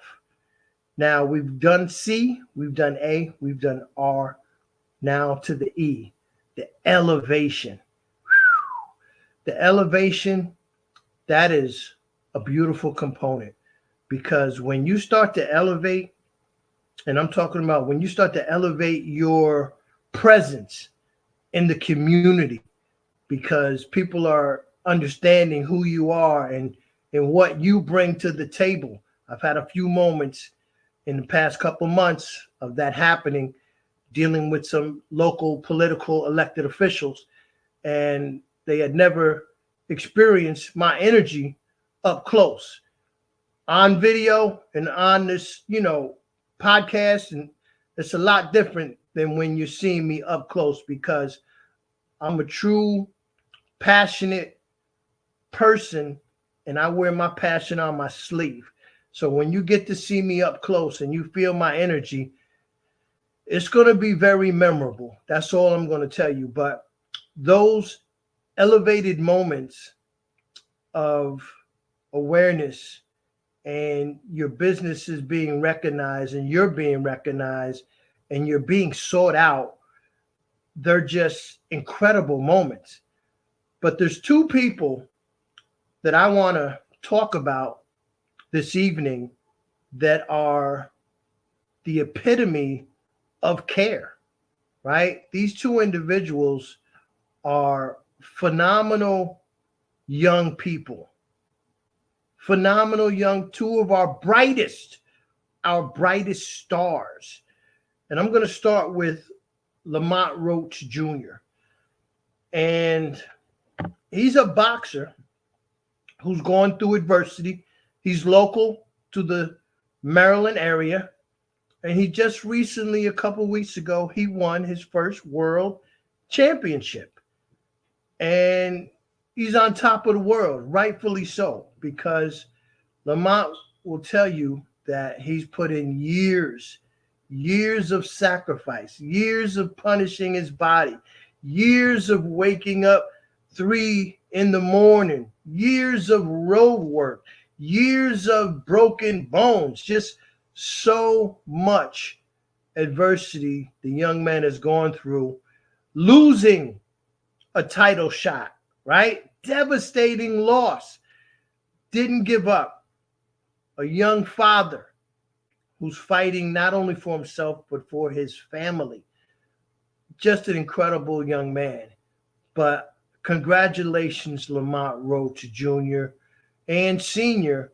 for a job well done. Now the new WBA junior featherweight champion, and I hope I'm getting that right, man. I know you're not heavyweight, but just congratulations, man. You did it, and we're so proud of you. And I know we're going to bring you to this platform in the near future so you could talk about your perseverance, because you have persevered, Lamont.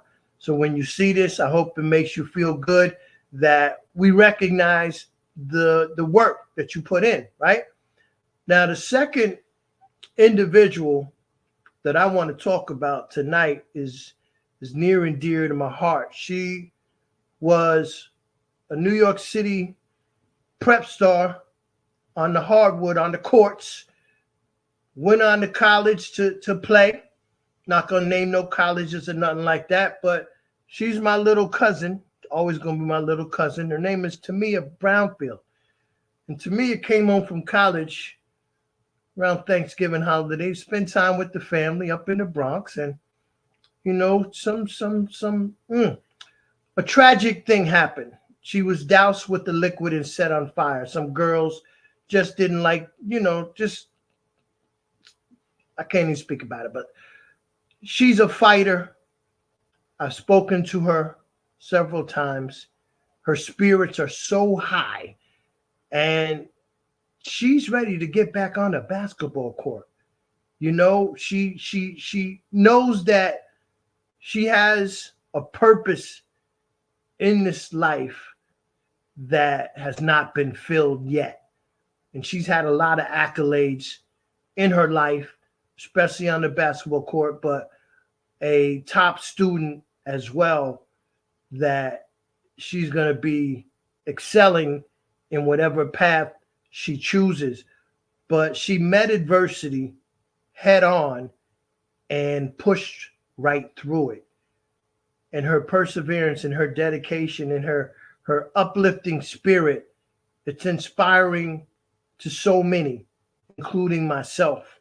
So Tamia, when you see this, just know that you're inspiring us, you are motivating us, and you are giving us another reason to fight for this life. So, and I'll tell you, Tamia and Lamont, they could have never gotten to where they're both at in their lives without collaborating with others and having the open mind and open heart to let others come in, right? So that you can learn from them and learn from their experiences.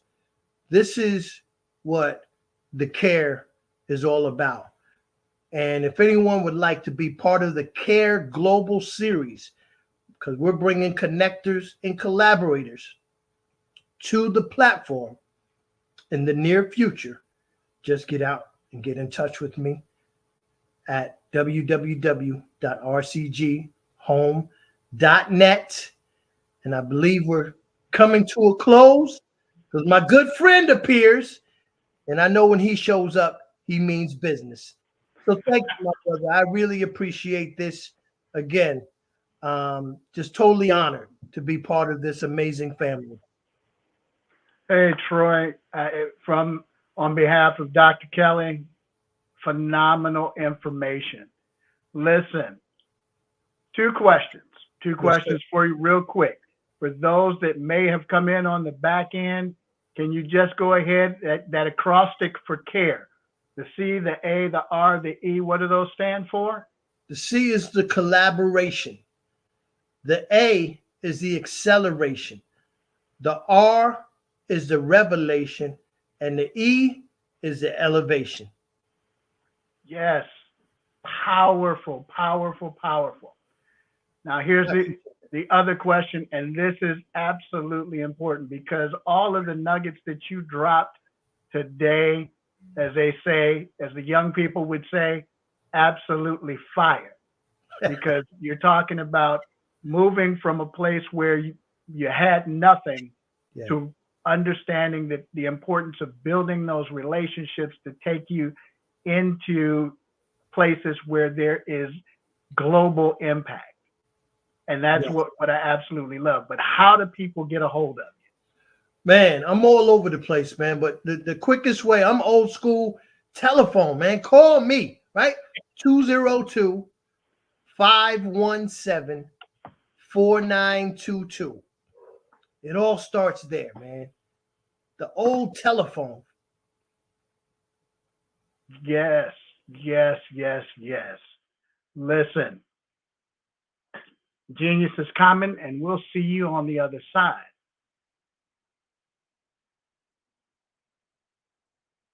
Every dollar counts. So we want to remind you to donate to the scholarship fund. We want to thank our Black Business Expo USA sponsors for December 2023. NC100, Moody Capital Partners, Suede Soul, The Hello LLC, Lotus Richer Coaching and Training, Carolina, Virginia Minority Supplier Development Council, Step Management, 5-Star BDM Media, Barbara H. Smith LLC, Margie McLean Foundation Incorporated, Genius is Common, Earth Essentials, Milani Shani Global, Executive Women's Success Institute, The Quality Coaching Company, Superwoman Business Services, Creative Forest Studios, Lee Entertainment, Artistic App Design, Black Business Expo USA. Genius is common, and I'll see you on the other side.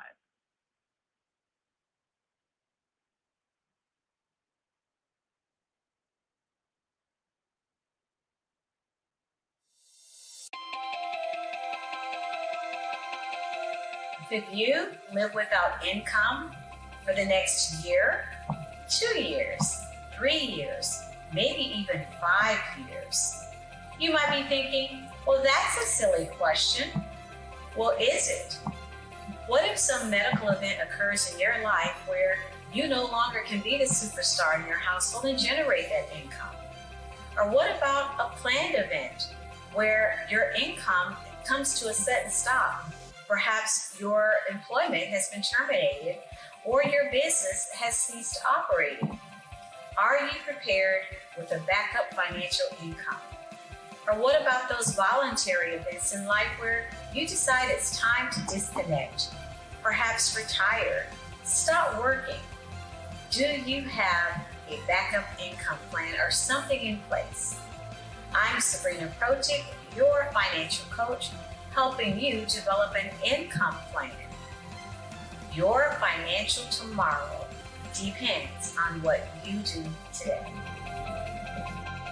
Connect with me for a bright and secure financial future.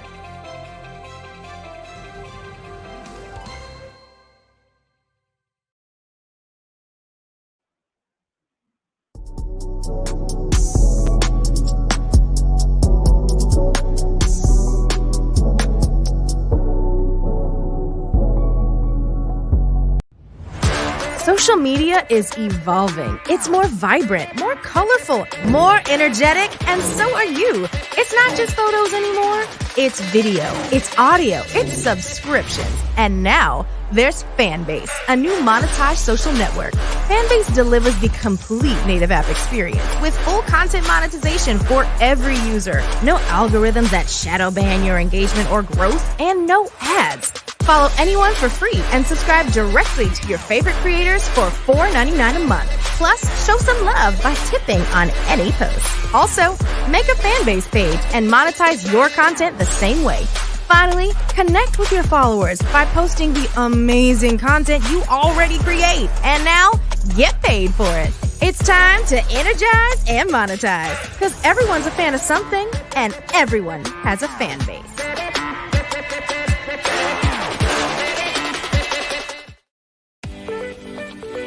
You are in the right place at the right time.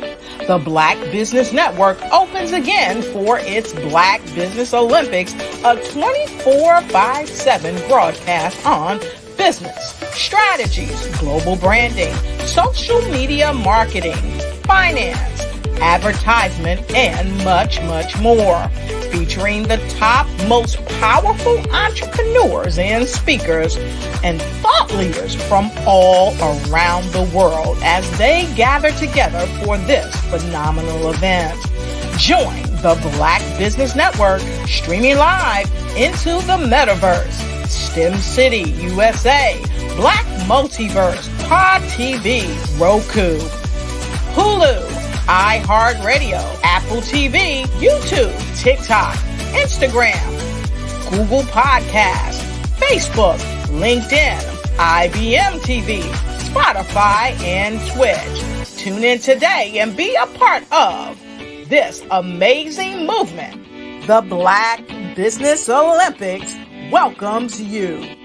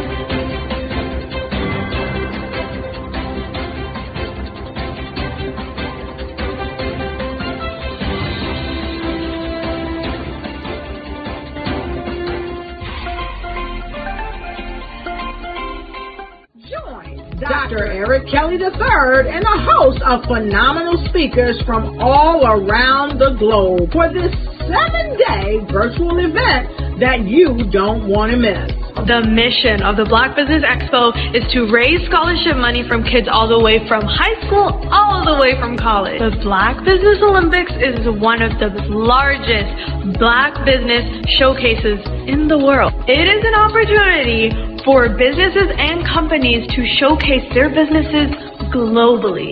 We are going to be giving away laptops up to $5,000 away to students. Again, I'm Olivia Appleberry, the founder of 2 Cents Finance and one of the speakers for the expo. I am so excited to see you there. For more info, go to www.blackbusinessexpousa.com or call 919-308-9090 and hope to see you there. I am Black Business. From the moment I wake until the time I sleep.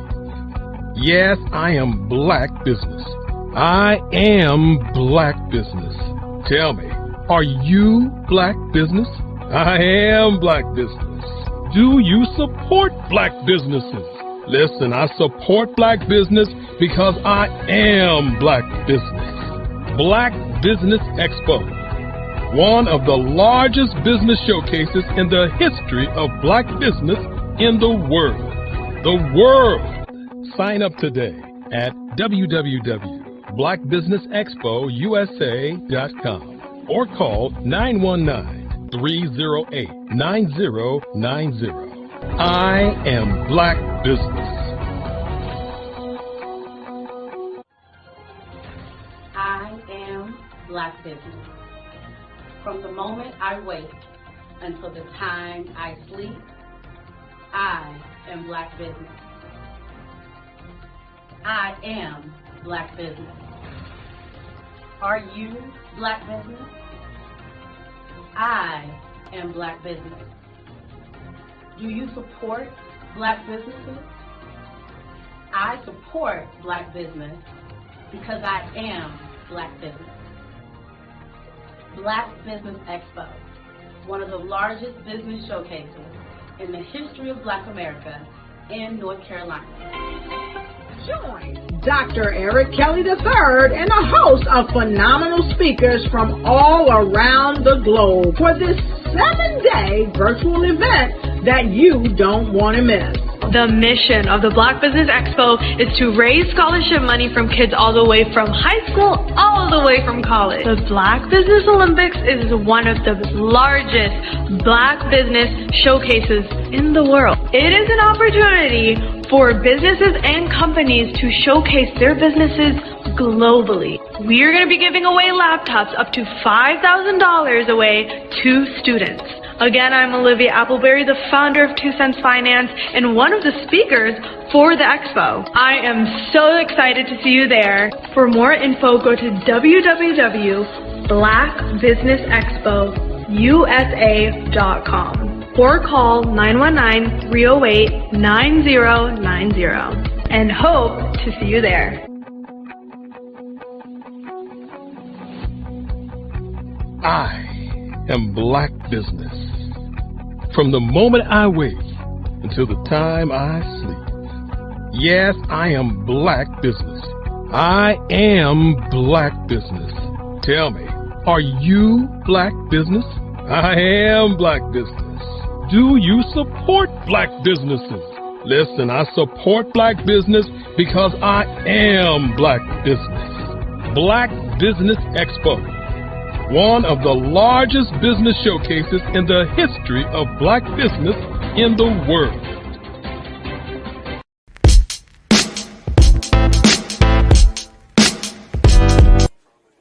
So, you going to the Christmas party on Saturday? Of course. What do you think folks will say if my wife and I didn't show up? Plus, they'd miss my dance moves. Please, those moves from the 80s? Seriously lame. Lame? Well, maybe a little bit, but this chief of surgery always gets the party started, sister.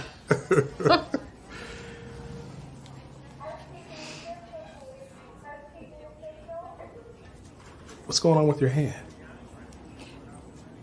Nothing. Just tired. Stress.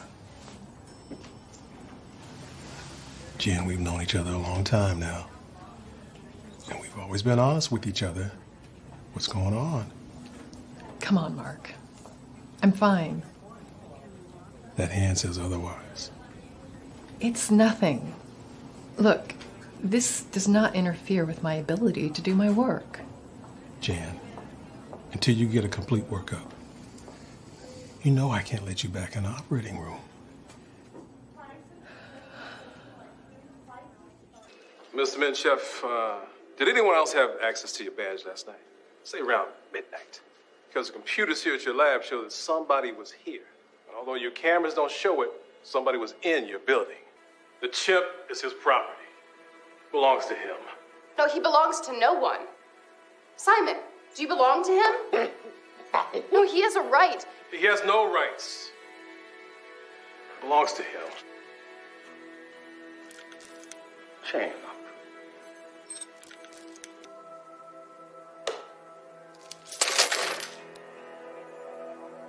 Wrong? He just wrote free man. I am not chaining him up. Hey, man, where's the bathroom, man? Huh? You know you're the only one, right? Right, and she's number 2, and that one's number 3, and number 4. All of this stuff, it's not pleasure. This is business. It's not. Relax. Enjoy yourself, all right? You know where they are. I know you know. You're just lucky I'm a nice guy. This house is for sale. You go in and act like you want to buy the place. Look around. Find out where you want to go. That way you'll know the floor plan. Aren't you worried that they might call the cops afterward? No. Because when he gets back, we gonna kill him and his wife. Lock this up. Somebody forgot to throw away the key.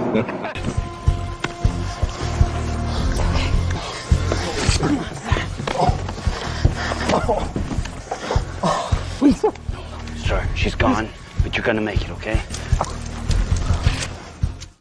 My heart is aching, but I'm a fool to let it go on breaking. No way. Hey, look, guys, it's spaghetti. Hello, how are you? I don't believe this. Hey, could you do me a big favor and spook my kids for me? I'm with my friends, so... Could you do me a favor? All right. Come on, please. Spaghetti, thank you. Come on, for the camera, just one more time, please. I'll give you one standing up. Yeah. Framed it. Shouldn't be shooting this. Yeah. Spaghetti! Yeah. Spaghetti! That's it. That's Spaghetti! Boogie! Yeah. Spaghetti! Yeah. Spaghetti! That's it. Yeah, Making our day. Spaghetti, yes. Hey, I'll give you 3 more. One more quick favor. Yeah. Could you take a picture with him? My Yeah. kids? Huh? Come on. Let's do it. Yeah. Right here. Got you all in frame here. Do you mind if you moved out of the picture a little bit? You're kind of in the way. Yeah, I'll try. All right, listen, I appreciate it. Thanks. Oh, smooth.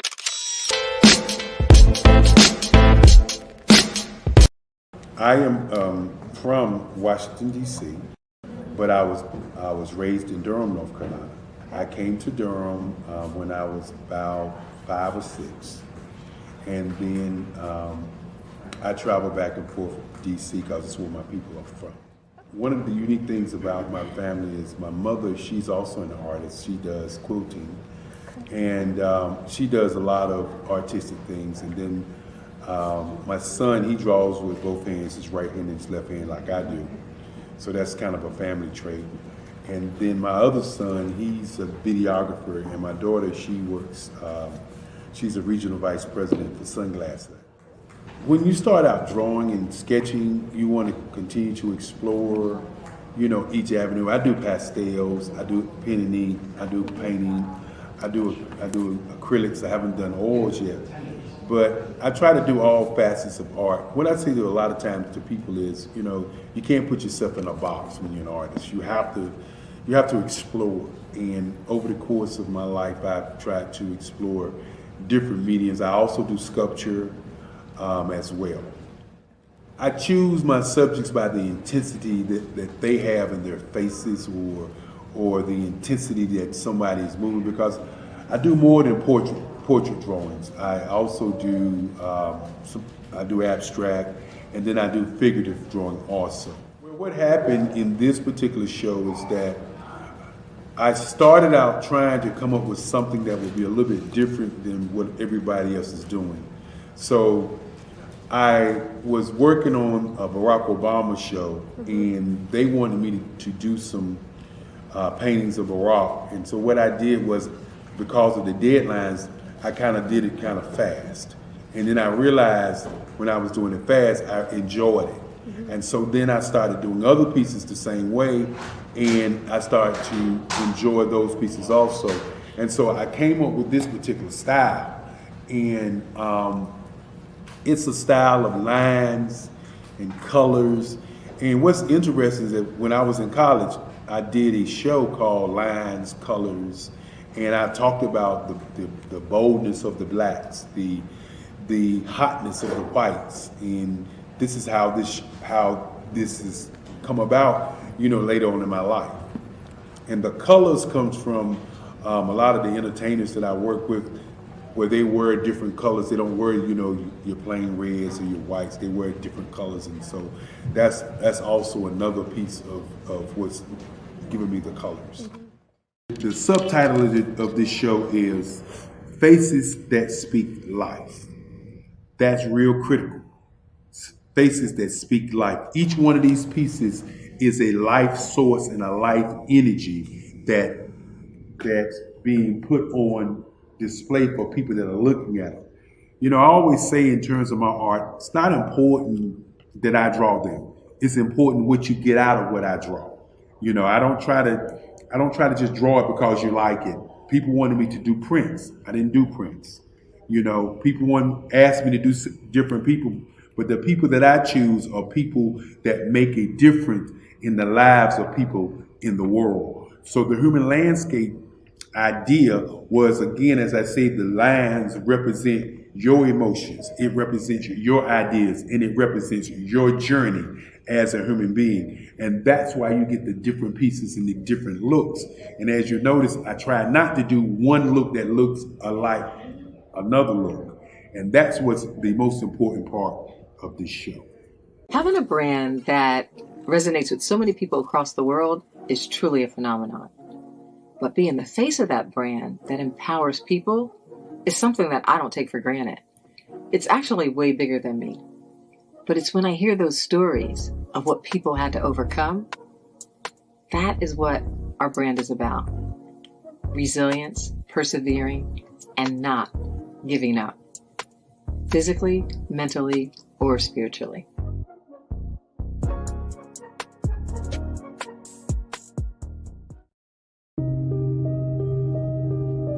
The Black Business Expo is changing my life.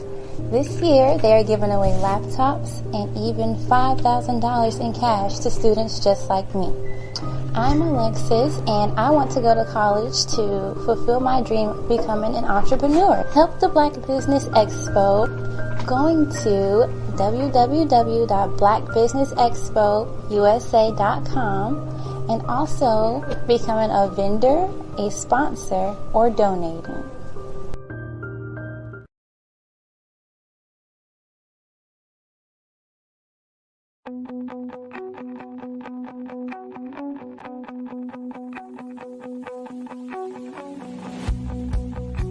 I am Black Business. From the moment I wake until the time I sleep. Yes, I am Black Business. I am Black Business. Tell me, are you Black Business? I am Black Business. Do you support Black businesses? Listen, I support Black business because I am Black Business. Black Business Expo. One of the largest business showcases in the history of Black business in the world. The world! Sign up today at www.blackbusinessexpousa.com or call 919-308-9090. I am Black Business.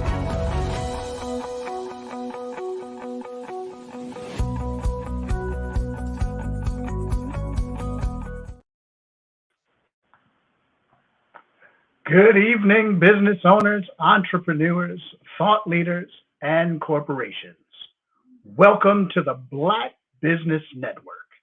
I'd like you to imagine with me, if you will, opening an app where you can collaborate with like-minded individuals from around the world, get inspiration and in-app tools to launch and grow your business, as well as share your knowledge and earn compensation, all in one app. Well, the name of that app is Truso, short for Truly Social. Hi, I'm Matthew Newman, the founder and CEO of Truso. A new concept in social media, Truso is designed from the ground up to be a platform that's both social and empowering for all its users. How exactly do we do that? I'm glad you asked. First, Truso brings the world together via video. Psychologists assert that video provides a significantly more effective connection than audio only. When you enter a community on Truso, you're face to face. Second, on Truso, you don't have to have 1 million followers to monetize. Our business model allows all hosts and moderators to monetize, no matter the size of your following, by 1, producing fee-based content, and 2, inviting others to join the platform as subscribers. Even more, Truso has an in-app resource library with over 100 free resources, forms, and documents to help you build your brand and grow your business. Third, Truso is inclusive. The deaf and hard of hearing communities make up 360 million people worldwide. Unlike audio-only apps, Truso embraces this community, providing a networking platform that allows them to participate via video and closed captioning. We even have a deaf and hard of hearing foundation in the works as well. Fourth, Truso is both social and safe. We refer to Truso as a virtual extension of the beauty shop, barbershop, and brainchild of the community. A place where there's laughter, along with wisdom, growth-oriented conversation, and genuine connections in a safe space. Truso even has proprietary security to ensure we maintain a safe environment for everyone. Where are we at now? Truso is live, y'all. We've launched in beta, and we're acquiring users daily. We have an incredible development and marketing team, plus amazing celebrity influencers at the table, helping us spread the word around the globe, beginning within the African diaspora and beyond by creating a safe space for growth, connection, and collaboration. We're truly excited about Truso. We've created something special for which there is a global market. And we invite you to embark on this journey with us as a shareholder. The future for Truso is truly bright. Join us and let's go there together. Hello, I am Dr. Eric Kelly III, the visionary strategist and founder of the Black Business Olympics. I invite you to showcase your Black-owned businesses on the Black Business Network global stage. The Black Business Olympics is a global Black Business Network platform that propels Black-owned businesses into the international spotlight. By showcasing your business on the Black Business Olympics platform, you can reach a worldwide audience of potential customers, partners, and investors. You can also establish yourself as a thought leader, an expert in your field, attract lucrative partnerships, and more speaking engagements. In addition, the Black Business Olympics platform provides a valuable opportunity to connect and collaborate with like-minded entrepreneurs and business professionals from around the world. This can lead to new business opportunities, ideas, and relationships. Finally, by sharing your story and expertise on the Black Business Olympics platform, you can inspire and empower others. This is a powerful way to make a positive impact on the world and leave a lasting legacy. If you are a Black-owned business owner, I encourage you to seize the opportunity to showcase your business on the Black Business Olympics platform. It is a once-in-a-lifetime opportunity to make an indelible mark on the world. Be one of the 1,000 visionary entrepreneurs who are changing students' lives, shaping industries, and leaving an unforgettable legacy for their families. Unleash your voice on our global stage and watch your business thrive. Black Business Olympics is one of the largest Black business showcases in the history of Black business in the world. Yes, the entire world. Just give me a call today at 919-308-9090.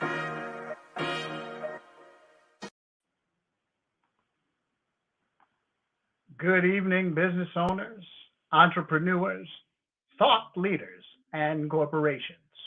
Welcome to the Black Business Network. My name is Lawrence Nichols. I'm your business moderator for this evening on the Black Business Network. The Black Business Network is a 24-hour business network showcasing Black businesses, business owners, entrepreneurs, and thought leaders worldwide. We have speakers from North Carolina, London, Singapore, Africa, Japan, and cities all over the United States. The Black Business Network is a global community sharing its business knowledge to empower, inspire, and educate businesses about business. Our next speaker is Mark Neely.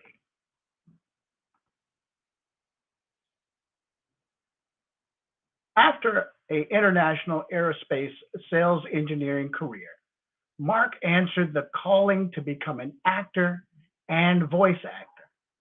Not giving up has led to successful work in a variety of film and TV shows, from local advertising spots to Super Bowl ads.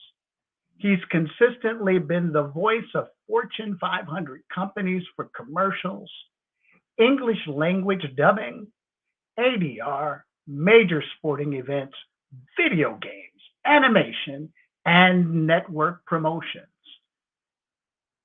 He has a passion and has been able to work with young students in San Francisco and Los Angeles, mentoring and reading with them. He's been blessed to have his voice heard daily somewhere around the world on the TV, radio, and streaming services. And he gives back by showing young, dedicated voiceover professionals the road ahead. I present to you Mark Neely. Mr. Nichols. Hey, sir. Thank you, man. I'm honored, humbled, and want to say a big up. I appreciate your introduction that way. I said, who is it? Who is he talking about? Okay, that's me. I appreciate you, sir. Thank you. Thank you. Genius is coming, and we'll see you on the other side. That's right. Genius is coming. And again, I'm humbled and appreciative of getting a chance with Dr. Kelly. All the commercials of the different businesses.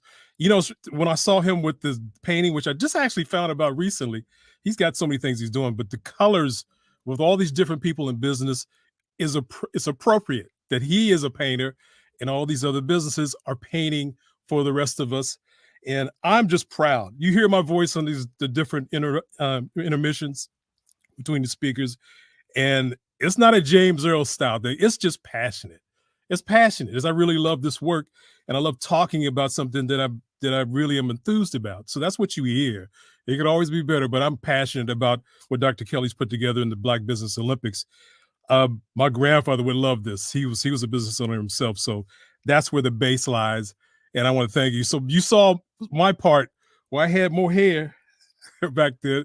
I started out acting, and that's what voice really is. It's voice acting. And so he's asked me to come on at different times during the last year, and hopefully from in 2024. But voice, every commercial you hear, every animation you hear, every audiobook has someone like myself, but they just didn't get hired. They had to work hard. Some of the auditions I do are up against thousands of people every day. And I'm blessed to win some of those because I just believe in what they're saying. I know where the words are placed and how it's done. And I love getting a chance to tell people who really want to do this People say they want to because they have a good voice. It's a lot more than that. So I'm working with people, young people, people middle-aged, just when they want to do this, I'm here for you. Dr. Kelly knows how to reach me, markneelymedia.com. I'm here. Every Thursday, I put on a workshop where they get people that want to do this and show them some of the bumps in the road you want to avoid, but really just to work out how it's done and meet people who are prominent in the business. So again, I'm really proud. Hope we continue to do what we do in a group. And I'm also in this space. People know my voice, but the part where I'm being very proud to bring on other friends of mine, business owners that do things, is what I'm hoping this is going to turn into what it has turned into, guests and people I know to talk about what they do. Sometimes coordinating the work I'm doing with them, but really great, passionate, amazing business owners. And I have one of those people here today with me, a great friend I've known for years, but also proud of what she's done in her business work and how she's done it and watched it progress and grow. And it's sometimes, even if you've been in business 10 years or whatever it is, you feel like it's the first day a lot of times. And what's coming you can't even really name. I mean, you have to speak it and you have to go from there. I remember Dr. Kelly talking about this platform. I couldn't imagine. I don't know if he even imagined what it's turned into. And even for myself, is just starting out, first job, and for the first year, I made $25. The first year, just and trying to learn how it's done when I voice a commercial or get an audition. It's all a process. It's a format you have to follow and understand the rules. But unless you really are hooked up and have a relationship with someone who can mentor you and tell you, it can be years of walking through deep mud, and you don't want that. So that's what I'm doing. And I know what the Business Olympics is doing by just not promoting a business, but sharing with people who want to do this, how it's done, the best strategies of how it's done, not with concepts and positive statements and how it's worked out. But at the same time, watching that journey and seeing that it's possible when you make a goal and place it out there and put it down and write it down and stick to it, and have people who can bring you up when you have a moment where you're not doing what you should or having a mistake. You can reach out and call. Business is done with relationships, just not people who buy your product, but people who have anything you think you've done, someone's been through. So reach out. And that's some of the things that took me a long time in voice acting, years, because I just didn't really know the people that did it. And I was too proud. The ego was too big because I came from a successful international sales situation. And I didn't think I needed to go reach out to people. But with the years of failure and tripping and falling, I said, I need to talk to somebody. So that's what has led me to this place. After 17 years, people will call me to do it. So I'm blessed with that. I mean, this past week, I've worked with HBO. I worked with some major brands. I mean, I can't even remember sometimes what's going on. I actually do want to show this. This is one of my animation characters. Final Fantasy, you've heard of that. Assassin's Creed, Call of Duty. I do those voices, and it's a fun, wonderful place to be instead of trying to just sell a certain product that I really am not enthused about. But that's what it's turned into. So any commercial, if you're interested in this work, any commercial you hear, you'll be able to go to that and listen how they did it and copy it and mimic it. And passion is what just showed up on the screen here. A passionate business owner. That's what this is all about. Deborah Hubbard, CEO, founder. I'm gonna give you a little richer introduction. Innovator, emancipator. You've done it all and continue to do it all. Does it feel like the first day sometimes, Deborah, even after the years you've been in it? Oh yeah, it does. It's like, did I do this before? Yeah. But yes, it's first of all, thank you for the warm welcome. You're just so amazing, and it's just a pleasure to be here. Well, I'm honored to know you as a friend, and just all these years, it's even when I haven't had a chance to catch up with you more, it's just knowing that to watch your journey is an honor. So that's what it is. So I want to really just go through some bullet questions with you to just so people know who you are. Again, I can say this is infomercial, but I want people to know that this is Look at me flying the flag. And a great product. And yes, here it is. Yes. It's signed. Well, You I have said it. my business, Black Doesn't Crack starter kit right Yes, here. yes, So, yes. so tell us, how many years have you been in business, Deborah? Oh my gosh, we've been in business for 9 years, and June 3rd will be actually 10. Wow. 10 Next years. year. Yes. Wow. And so just to say that you can make it first 2 years, because they say if a business makes it past the first 2 years, then you're good. Like you're just over that hump. But then you have a lot of other hurdles to climb. You should put a 10-year anniversary T-shirt out, something like that I for might have to do it might you know. do Black marketing. don't crack after 10 years either. So Yeah, keep going. right. What I'm amazed about, because I remember the moment you called me and asked me about this phrase, and I didn't believe that. Yeah, of course it's a great phrase. What do you think? Well, let's try and see what happens. What was the vision behind starting using this phrase? Because it is an iconic phrase we use in our community. How did it come to you that way? Well, you know what? It came to me because I was actually going through some adversities in my life. And then I was going through a divorce. I didn't know what end was up. I was 54 years old, midlife crisis. It's like, what do you do next? And I've done everything. I'm a woman of many wonders. So I said, okay, so this phrase was put to me in a certain way. And I said, I did some research, Googled it. Hey, Black don't crack, looking good for your age. That's all I saw. Yeah. But then I thought about it in reference to me, and I said, you know what? It's deeper for me. Black don't crack to me meant I didn't crack physically, mentally, and spiritually when I was going through all of those adversities. Yeah. So I said, what about if that would be my concept? And could I market that and could I sell it? But what was so great about it, it was something that I was passionate about because it was my life. And I put pen to paper and I decided to go ahead and do it. I jumped in full force, and that's still my story 9 years later. Yeah, I remember you having a booth at the Newport Jazz Festival. Oh, And yeah. I saw people coming up to you just, what else? And Yeah. just amazed at the phrase and the product that you have. So your story you just told connected with the consumers. Did you Yes. spend time telling people about that when you sell it to them? Well, you know what? It's like, okay, everybody knows the phrase, right? So Yeah. because they know the phrase, but to see somebody actually put it on a t-shirt or Right. apparel or a mug or a bag or whatever, Or that just one of gives it these. a whole different dimension of Black don't crack because, Yeah. we know it as looking good for our age. And Right. people would come and get it just because of that. They were like, wow, I think I look pretty good for my age. So they wanted to wear it from that aspect. But a lot of times when they would come into our booth or whenever we were selling, they would ask, they would say, well, what does this really mean? Like, and even other ethnicities, can I wear that shirt? What does it mean? Yeah. I would tell them, if you've had a dark or a Black moment in your life, then you can say, I am Black, don't crack. So you've had other ethnicities buy it or Oh, races buy yeah, it? definitely. Cool. And, they asked me the story and I wanted to educate them because I'm like, you might get some funny looks or you might get whatever. As a Yeah. matter of fact, when we submitted for Gail for Oprah's favorite things, Yeah. Gail King, she put the creative director of O Magazine in our shirt, and he's white. And so Gail posted it on her Instagram page and it went viral.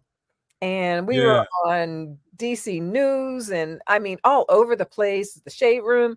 And everybody was like, what's going on? Why should a white guy be able to wear a Black? Why do we have to always share with other ethnicities? Oh. And so I had to answer her quote on her Instagram. And I told her, yes, he could wear it because our brand is inclusive and it's about overcoming adversities and being resilient, and it's about winning. And so Right. I said, if you're about that, you can wear a shirt. So Yeah. if you see other people wearing it, you kind of look, but then you're like, wow, what's your story? Wear it. Wear it. So you Wear it. talk about the iconic part and the trademark stuff. What year did you do that? When did you trademark this? Well, trademarking, people don't understand that it takes a long time, and it can take anywhere from 6 months to a whole year just to go through the process of the trademarking, because they have attorneys and different people that have to evaluate you as a business. They want to cross the T's and dot the I's. So ours actually took 9 months. And we came out, we put it in October of 2013, and it was processed June 3rd, 20.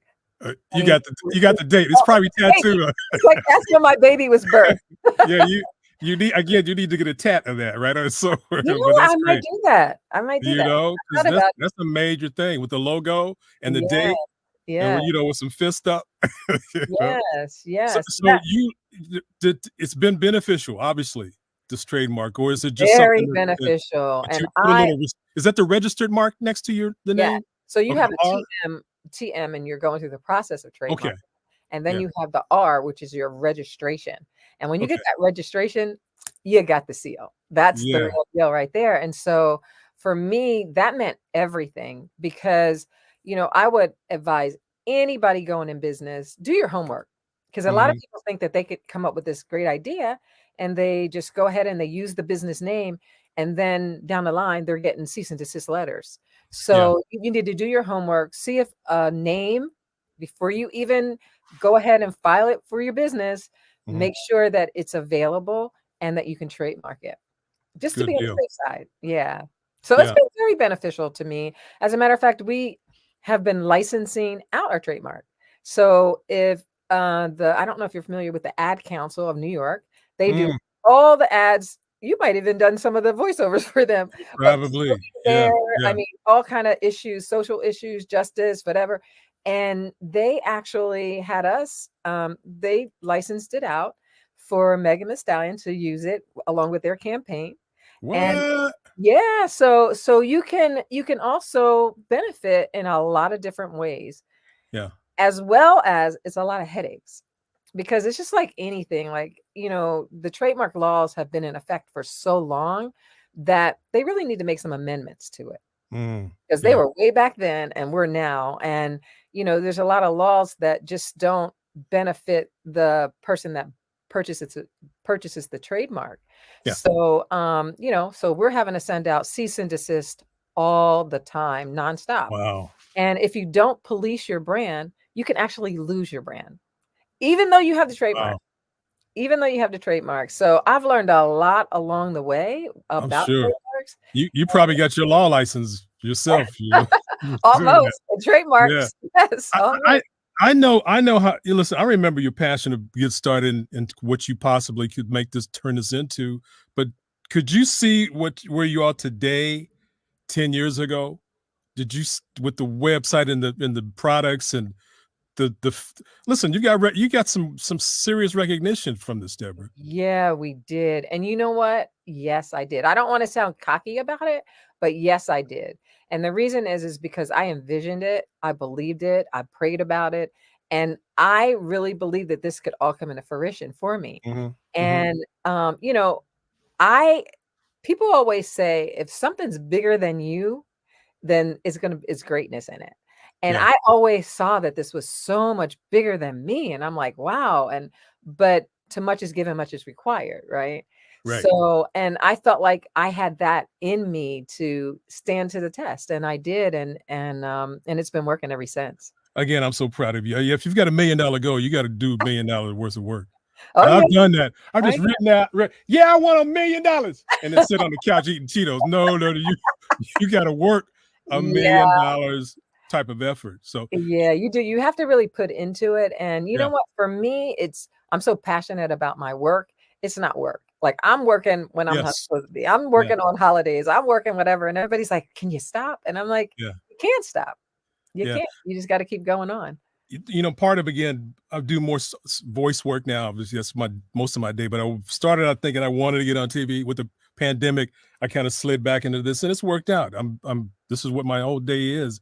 But I do know from being in TV and movies, product placement was a big part of what happened sometimes. And sit a can of whatever there, you don't turn it this way or turn it that way, and that was part of the mission. So I've never really learned. But how do you get your placement done on TV or Well, you what's know the what? process? I think, it's really funny because I had a mentor and she was teaching me that when you're going out to create a brand, because I wasn't Mhm. just doing a little business, I wanted a brand. And she said, one of the first things you have to do is you have to use the resources in your network, right? Mm. And I'm Mhm. like, okay. And you know what? I was in entertainment because I modeled and, I did a lot of videos and I knew a lot of people in the entertainment business. So because of that, I had resources. Mm. So I'm like, okay, you have to put your fear down. You just have to Right. ask. You have Right. not because you ask not. So I'm like, you know Right. what? I'm asking everybody. And I'm like, Yeah. hey, can my shirt get on here? Can my shirt get on there? And I was sending packages and sure enough, they say, yeah. So I think Wow. sometimes we put up a barrier of fear before we can even get the answer. But I always expected yes. And And guess that's what? from relationship. That's such a I Yes. mean, that's what LinkedIn does it a lot of way, but just Yes. knowing people Mhm. who refer you, who bought the product is just so paramount when it It comes to is. work, businesses, especially our businesses, just our community knowing each other and pushing it, and a brand like yours. It's the pandemic. Oh, How did it go for you then? I mean, was it I would think you'd have, well, more of an opportunity with online, but well, did it hurt or okay. help? So initially in the pandemic, we had a brick and mortar, and we were in a mall, and we had a great store in the mall. I mean, I just can't even tell you how people Yeah. flocked to our store to purchase from us. Well, you had So, pop-ups and things, didn't you? I well, remember that. no, but this was an actual store. It was a store. I only went in there for like a Christmas season in 2017, Mm. and Mhm. then what happened was it was so great. I ended up staying 3 years. So, Wow. yeah, I ended up staying 3 years, and then the pandemic hit, and it's Mm. like see, the thing is you get comfortable when you're in business, right? And you're in that Mhm. comfort zone, and it's like, wham, the mall was closed for a year. The mall was closed actually for a year and a half, and Mm. so I'm like, "Okay, what am I gonna do?" It forced me to go into e-commerce, and it was the best thing that ever happened to me. I know a lot of people were upset about that pandemic, but I was like, "I think I prayed for that pandemic because Me I too. was on the Yeah, road so much." I didn't go to auditions. I worked right here. Yes, Worked right here. but I was on the road so much doing shows, Essence, the Black Caucus, you name it, traveling all over, and I'm like, "Lord, can I just have a year off?" Yeah, yeah. And then the pandemic comes. So I tell everybody, "I'm sorry, but I think I might have prayed for it," right? So It's your fault. it's my fault. Y'all can blame me. Thank you, And thank you, so thank you. I go through this pandemic and I'm like, "Okay, what am I gonna do?" So I said, "You know what? I'm not gonna worry. I'm just gonna wait and see and wait it out and see what happens." Yeah. So I think around March, April, May, I came up with this idea to do face masks. I think you have one of my Yeah, videos. yeah, yeah, yeah. It's Face right here. I wear it, boy. We It's time to were start making wearing them again yeah, because COVID's we were coming back. making wait a minute, we were making like seven to $10,000 a day just doing face masks. What? Yes, and I was like, "What? Oh my god, Dang. this is so cool." So you think something that's supposed to be a setback, sometimes it could be a setup. A And blessing it in just disguise. Yeah, definitely yeah, set me up yeah, for, like, knowing that, you know what? Don't let a pandemic, don't let any circumstances stop you from doing what you need to do. You just have to do yeah. it a different way. And I think that just gave me more, strength to my backbone. Can I make a point? That's what's happening now in voiceover. People think AI is gonna Yep, take over. It ain't here. No, I'm it's going not. right through that brick wall. You Yeah, know, I'm auditioning against people every day. That's just one more audition I gotta go against. I'm exactly, not exactly. Alexa's not gonna bother me. So don't she can't hurt me. So No, that's all. Don't worry no, about it. No. absolutely not. You It's know, just a different you've challenge. got all these different products. What well, you mentioned the masks and so forth, but and I've just touched the surface of what you do sell, but what's been most important to you? Oh my Your god. Well, first of all, the fact that we could have a brand that I mean, like, I'm bumping into people in airports and, in the grocery store, in the post office, and people are calling me, and it's like a Mhm. black don't crack alert, and they're telling me, "I saw such and such in your shirt," and I told them that I know you, and I know you, and I hear these like, I'm hearing these more frequently, which is amazing, right? Mhm. So, with our brand, we wanted to make sure that we had the best quality, stylish, for guys and girls, and so Yeah. everybody could rock it. And like I started out with just a tank top for ladies and a little crew neck. And that was I how I remember. started. Yes, I remember that. That was Yes. it, 2 shirts. And I Yeah. went to this event. I sold 300 shirts the event. I was flabbergasted. I'm like, there's no way that this, I didn't expect, I mean, I did, but I did it, you know? Yeah. Yeah. So after that, then we started adding all different types of designs. I even started manufacturing. So, you know, it was like the sky was the limit. Yeah. But now, and when I sent it into Oprah's favorite things, we had to do like a little catalog. So I sent in a Mhm. catalog and we had over 80 products, 80 different products. And I'm like, I wow. didn't know that. Yeah, Dang. between styles and colors, we had over 80 products. And That's great. we just keep adding to it. And one of my favorites is my mug. I'm putting in I my, love I'm this mug. buying one tonight. I'm buying one tonight. You Everybody got, else watching, you buy got one of those cups. it's like it's the mug that you want to curl up under. I love it. But I love it. I love it. yeah, so we have mugs, we have bags, we have jumpsuits, we have hoodies, you know, long sleeve, short sleeve shirts. We Yeah. have it all. Shorts, you Yeah. know, it's just an amazing, like the sky's the limit. You know, Well, it's just you keep you staying you you touch relevant. the sky with what your passion's about and what you're where this has come from. Because I watch it again from the small part to just going crazy. This Yeah. is a question I've always had for you and people like in your position is how do you get to a major retailer like a Macy's or who else who would be a major retailer for your just clothes and products, or do you still want to just go from your online presence? Well, you know what? The new wave is a lot of major retailers. They're now, especially after the George Floyd incident, Yeah. they really want to support Black businesses. And for instance, in 2025, Target, they're trying to put multi-millions of dollars into people like me and Mm, anybody that's out there that's yeah. entrepreneurs or have a business, and they want to offer them to come in as a vendor. Yeah. So, you know, that's a privilege, I think, you know, to get into a store and a retailer and to vend with that retailer, such as Mhm. Target or Macy's or whatever, and especially during Black History Month. So those are some of the things that entrepreneurs or business owners you need to look into because there's a lot of possibilities, and that's what I'm looking for 2024 and 25. Yeah, yeah, yeah, yeah. What's the phrase again? 224. So More in more to 2024. you got a lot. Hey, you got a lot of tattoos to put on. More right. I gotta have a whole sleeve. Oh, sleeve, More, right, right. right, more in 2024 for sure. Yeah. Now you have social. I know you have Instagram and you have what's the impact and how does that your bottom line or you is You gotta you know, have.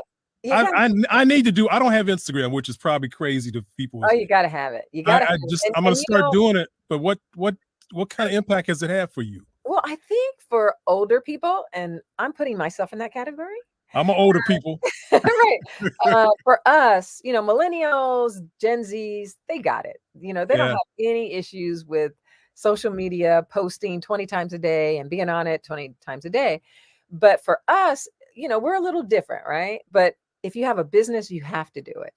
Yeah. And just the impact of, you know, like when I used to post something on social media and say I was in DC doing an event and somebody would DM us and say, "Hey, I'm on my way to your booth. I see that you're at such and such, or you're at the HBUC HBCU show. Yeah. You Yeah. know, we're coming to get a hoodie. You know what I mean? Yeah. Yeah. Yeah.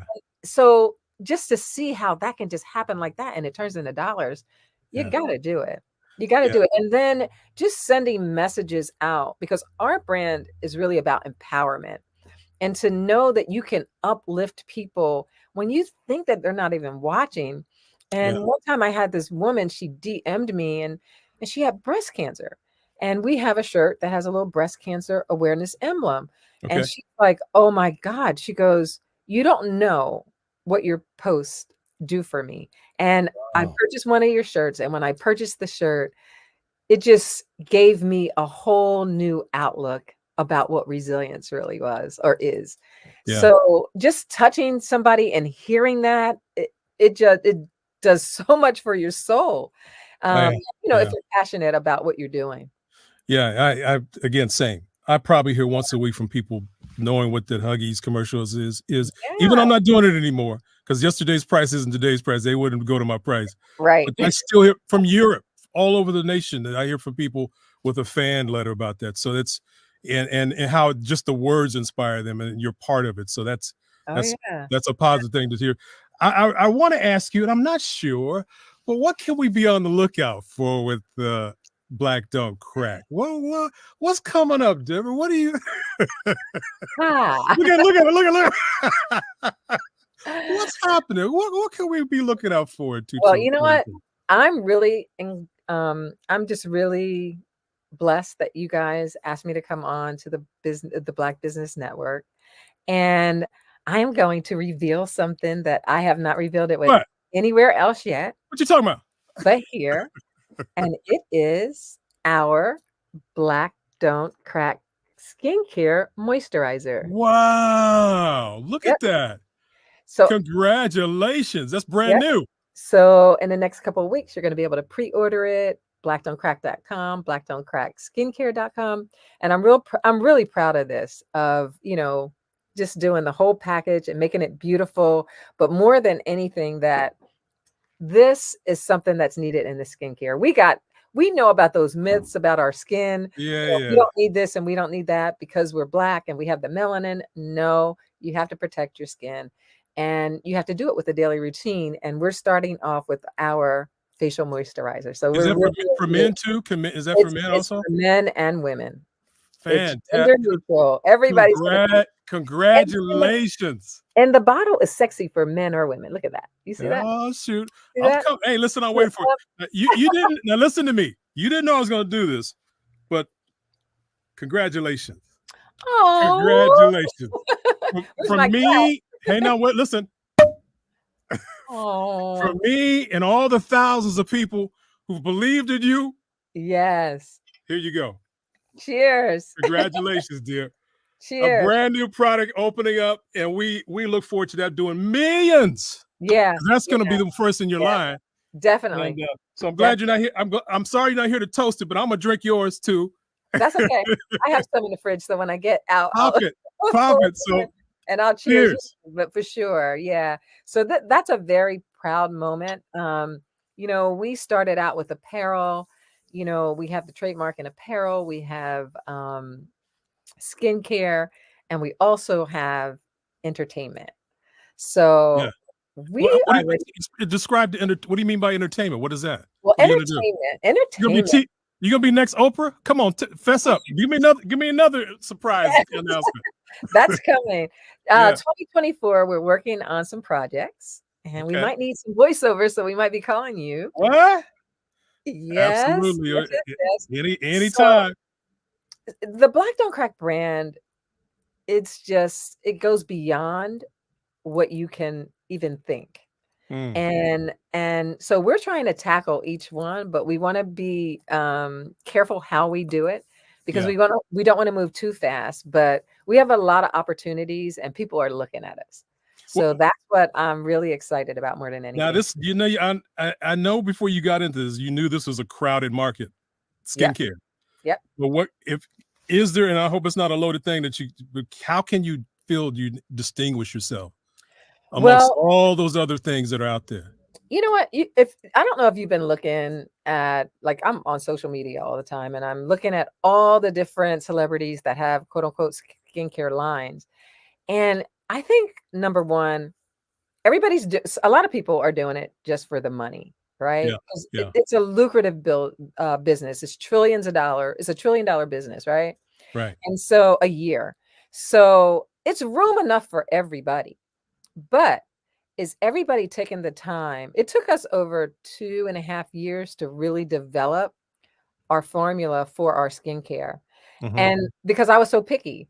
And, some people were saying, come on, Deborah, stop. This is great. No, this is good. I'm like, no, it has to be great.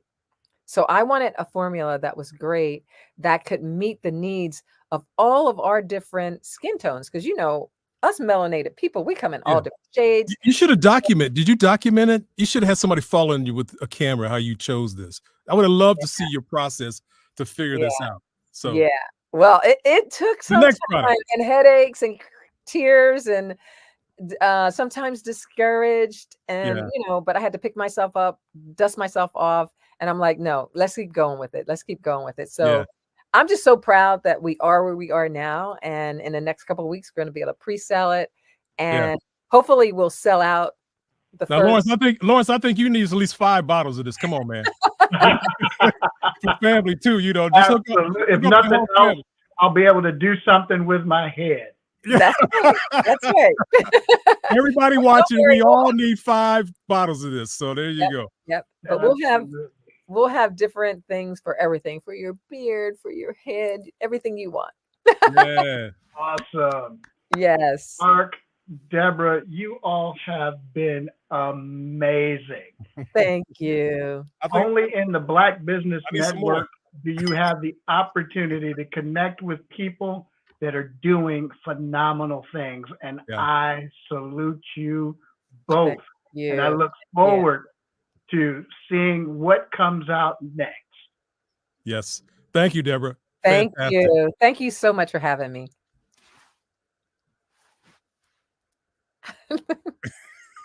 Yeah, no. Okay, there you go.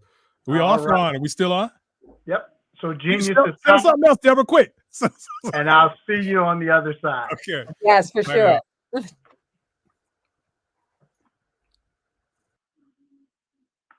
The Black Business Expo's mission is to raise funds for high school seniors going to college or K through 12 entrepreneurs.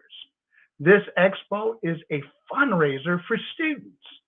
You may go to www.blackbusinessexpousa.com to donate to the scholarship fund or use the Cash App that's on the screen below at hashtag BBXUSA. Our goal is to give laptops and up to $5,000 to 10 students. Students can register online at www.blackbusinessexpousa.com. Again, that is www.blackbusinessexpousa.com. Every dollar counts, so we want to remind you to donate to the scholarship fund. We want to thank our Black Business Expo USA sponsors for December 2023. NC 100, Moody Capital Partners, Suede Soul, The Hello LCC, Lotus Richer Coaching and Training, Carolina, Virginia Minority Supplier Development Council, Step Management, 5-Star BDM Media, Barbara H.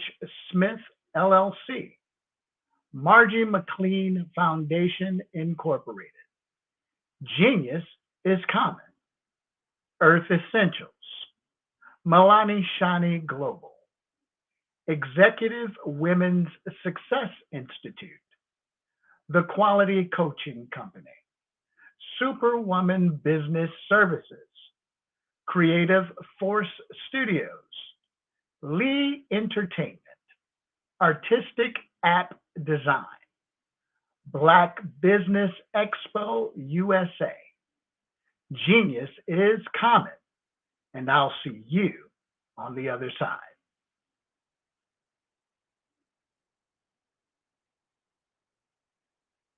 Having a brand that resonates with so many people across the world is truly a phenomenon. But being the face of that brand that empowers people is something that I don't take for granted. It's actually way bigger than me. But it's when I hear those stories of what people had to overcome, that is what our brand is about. Resilience, persevering, and not giving up. Physically, mentally, or spiritually.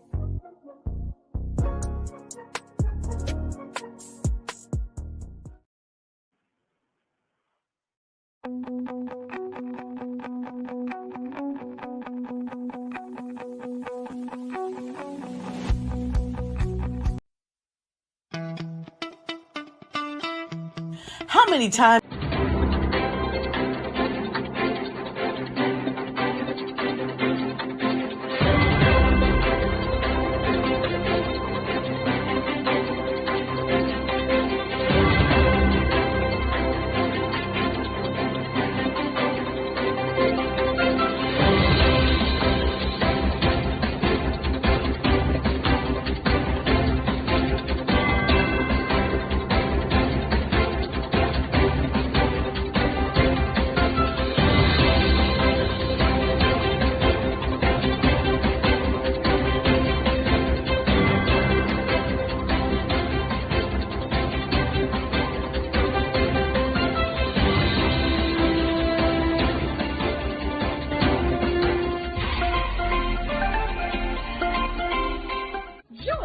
Dr. Eric Kelly III and a host of phenomenal speakers from all around the globe for this 7-day virtual event that you don't want to miss.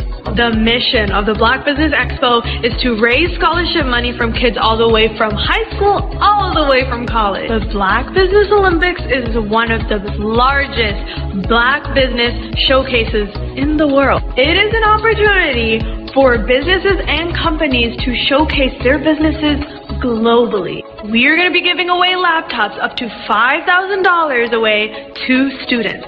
Again, I'm Olivia Appleberry, the founder of 2 Cents Finance and one of the speakers for the expo. I am so excited to see you there. For more info, go to www.blackbusinessexpousa.com or call 919-308-9090 and hope to see you there. I am Black Business. From the moment I wake until the time I sleep. Yes, I am Black Business. I am Black Business. Tell me, are you Black Business? I am Black Business. Do you support Black businesses? Listen, I support Black business because I am Black Business. Black Business Expo, one of the largest business showcases in the history of Black business in the world. The world! Sign up today at www.blackbusinessexpousa.com or call 919-308-9090. I am Black Business. I am Black Business. From the moment I wake until the time I sleep, I am Black Business. I am Black Business.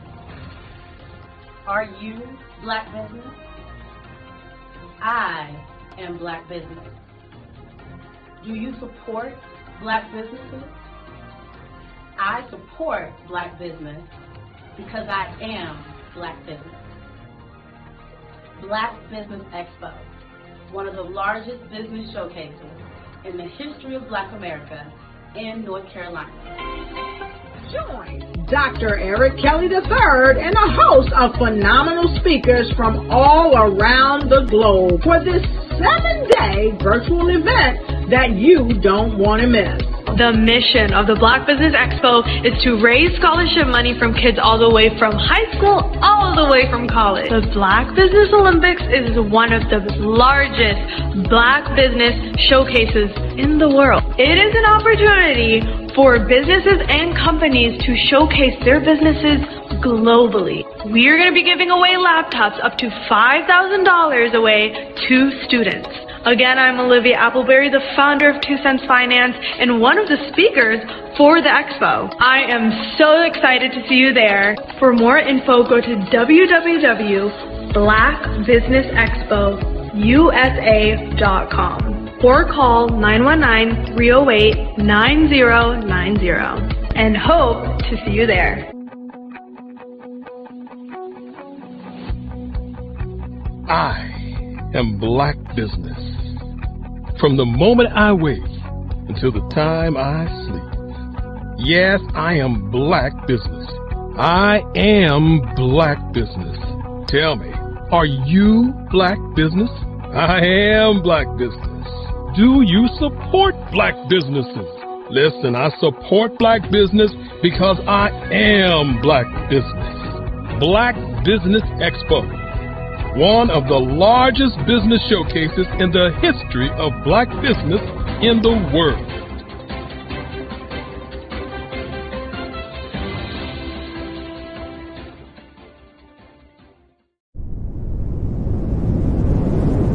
Artistry is a creative expression of something from nothing. You know, it explodes onto the canvas, or it explodes on in my work. One of the things that I try to do more than anything is I try to just give the lines and the movements and emotions and expressions into what I do. Art really means to me a chance to express how I feel deep down inside. Most of my art begins as a thought that I might have, you know, whether it's sports, whether it's history, whether it's a woman or a man. It pretty much starts as an idea of thought before I get into the actual image of what I'm going to draw. I do a lot of historical pieces. I was a history minor in college, and I love to do history pieces. And a lot of times I'm thinking about history, and then I try to make that history impact you as you look at it. That's one of the reasons I do pictures so large. People ask me, why do I do pictures so big? And I tell them, I want the piece to impact them as they're looking at it, to kind of dominate them, dominate their space. And most of my pieces I try to do off page. I don't try to do anything that's going to be in those four corners or in a square. And I want your imagination to be a part of the piece that you're looking at.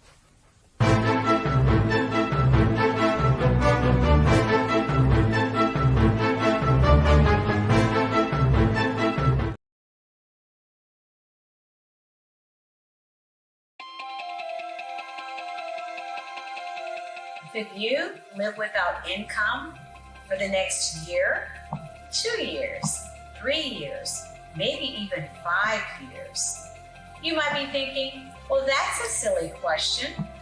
Well, is it? What if some medical event occurs in your life where you no longer can be the superstar in your household and generate that income? Or what about a planned event where your income comes to a sudden stop? Perhaps your employment has been terminated or your business has ceased operating. Are you prepared with a backup financial income? Or what about those voluntary events in life where you decide it's time to disconnect, perhaps retire, stop working? Do you have a backup income plan or something in place? I'm Sabrina Protic, your financial coach, helping you develop an income plan.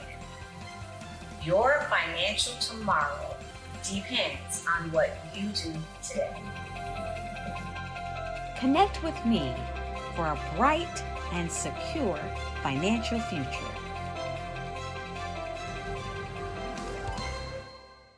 Sometimes you gotta hear the news from the Black perspective, and more specifically, Black publishers. And that's exactly why you have to download the Hey Tie app, the largest mobile app delivering breaking news, videos, and podcasts from 200 of your favorite Black publishers. Yes, 200 Black publishers delivering news as it happens, literally all in one app. Go to HAYTI.com or download the app in the Google Play Store or Apple App Store. It's completely free, along with information that you can trust, so go check them out.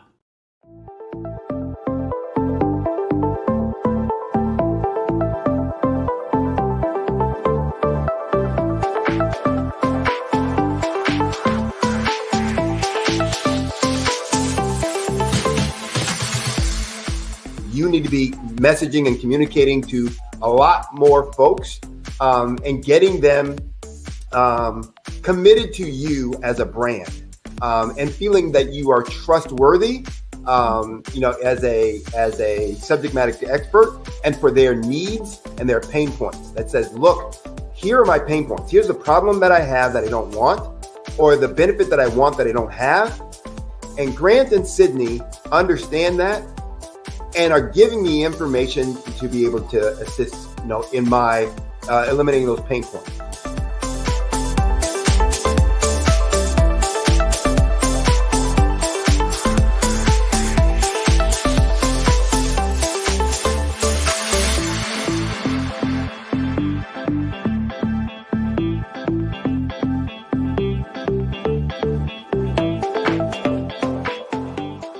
going to get a lot out of this workshop. We're going to show you ways that you can begin to look at this particular problem, that you can apply different formulas, techniques, and skills. They're going to get you to that next level. And then you'll understand the value that we're bringing.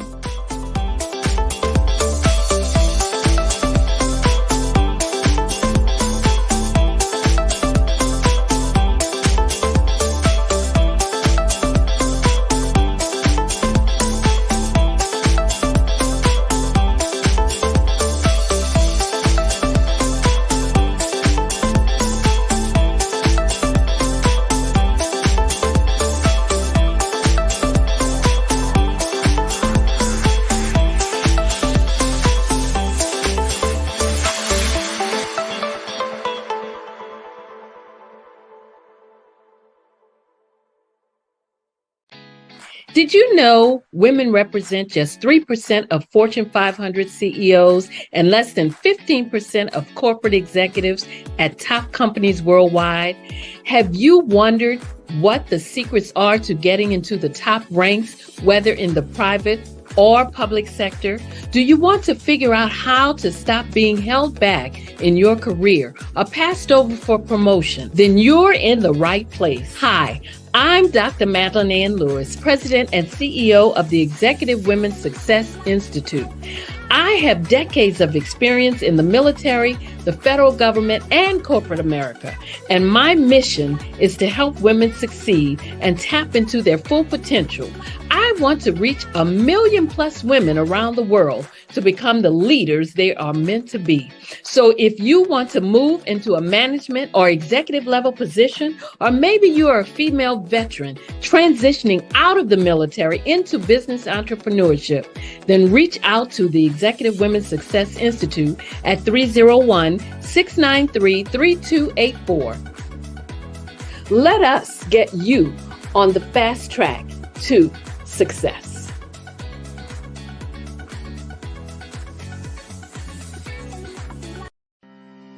Are you aware that showing off your expertise can gain customers and position you as an expert in your industry?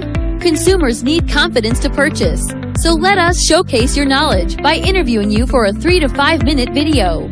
We'll position you as an industry expert with a customized interview style video, and for a limited time, we'll cover all production costs.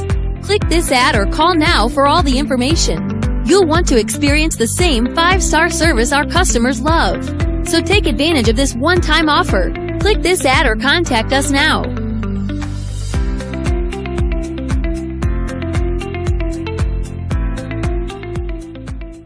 The Black Business Expo's mission is to raise funds for high school seniors going to college or K-12 entrepreneurs. This expo is a fundraiser for students. Please, you may go to www.blackbusinessexpousa.com to donate to the scholarship fund, or use the Cash App at $BBXUSA. Our goal is to give laptops and up to $5,000 to 10 students. Students can register online at www.blackbusinessexpousa.com. Every dollar counts. Please donate to the Black Business Expo USA Scholarship Fund.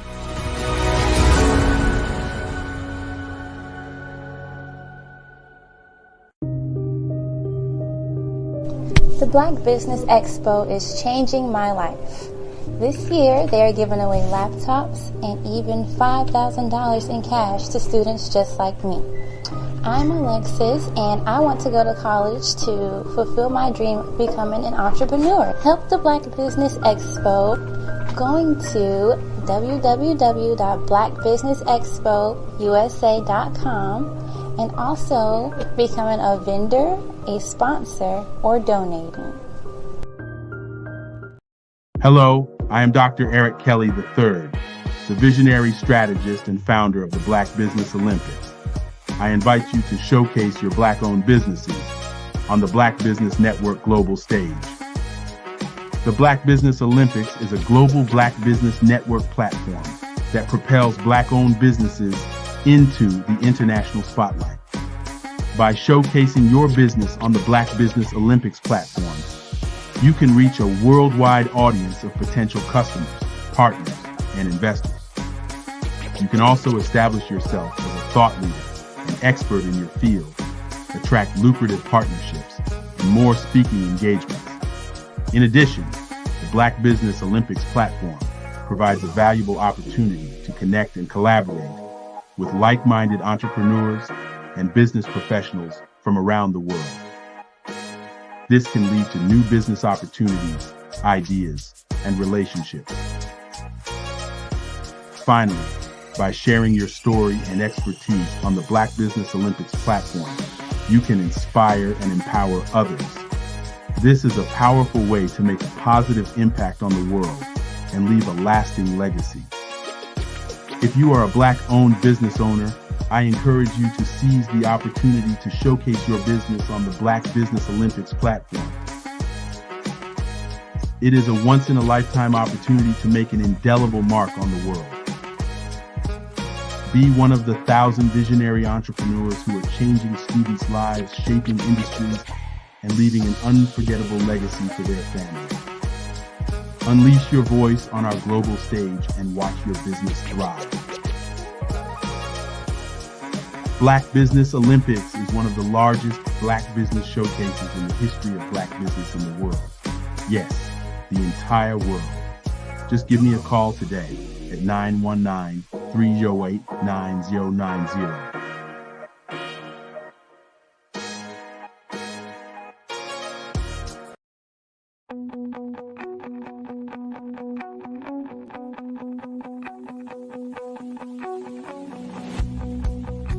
I am Black Business. From the moment I wake until the time I sleep. Yes, I am Black Business. I am Black Business. Tell me, are you Black Business? I am Black Business. Do you support Black businesses? Listen, I support Black business because I am Black Business. Black Business Expo, one of the largest business showcases in the history of Black business in the world. The world! Sign up today at www.blackbusinessexpousa.com or call 919-308-9090. I am Black Business.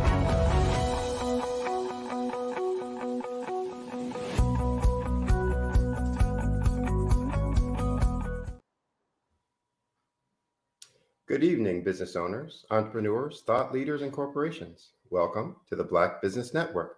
My name is Sidney Wormsby, and I'm your business moderator for this evening on the Black Business Network.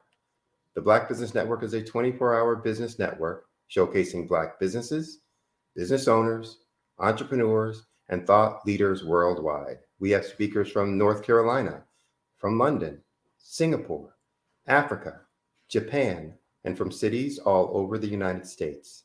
The Black Business Network is a global community sharing its business knowledge to empower, to inspire, and to educate businesses about business.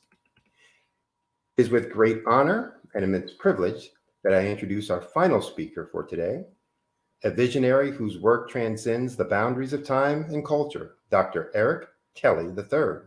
As one of the preeminent African-American artists of the last 3 decades, Dr. Kelly has not only carved a niche in the world of art, but has also been a beacon of inspiration and change. Dr. Kelly's journey in the arts is a testament to the power of creativity and resilience.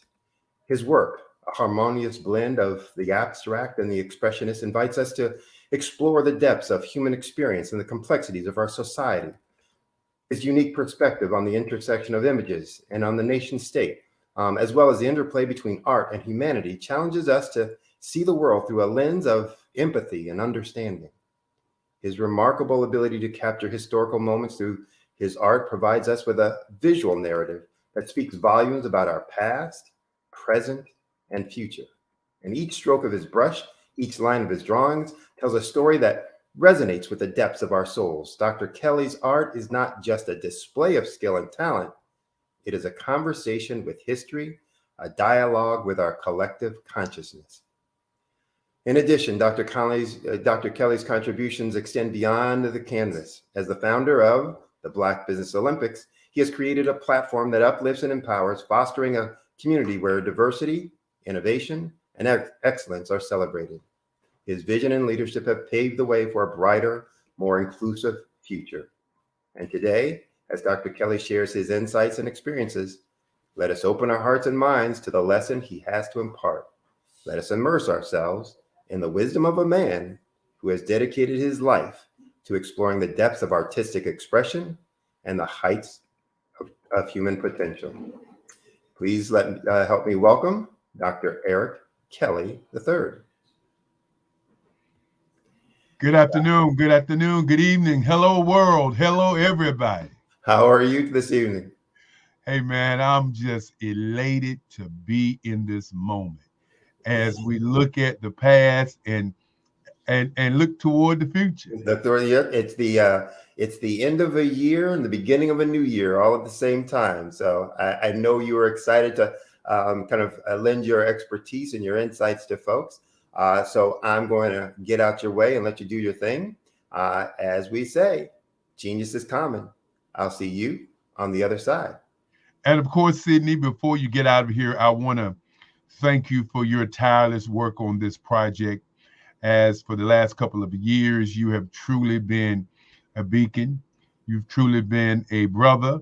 And, you know, a lot of times when you're doing something like this, you don't meet new people that you don't meet in your own hometown or you don't meet in your travels. And for those that don't know, we've never met in person, but you still feel like my brother. Just like all of the Black businesses, the over 4,000 Black business people have been on this platform. We still are our brothers and sisters. And I want to thank you again, as I know you're with family, and you know I believe in family. So enjoy your family as we continue to move toward next year. All right. I appreciate the appreciation. So go ahead and do your thing. And enjoy the holidays and look forward to working with you in the next year as well. Genius is common, and I will see you on the other side. Good evening. Good day. Good evening. Good day. I wanted to start out with good day.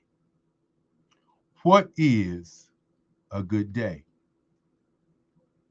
As we look at our future and we look at our past and we look at our today, that's a good day. For those who have had an opportunity to go on this ride for 7 days from 8 o'clock in the morning to 8 o'clock at night, and the rebroadcasting of the shows and the business owners in the evenings.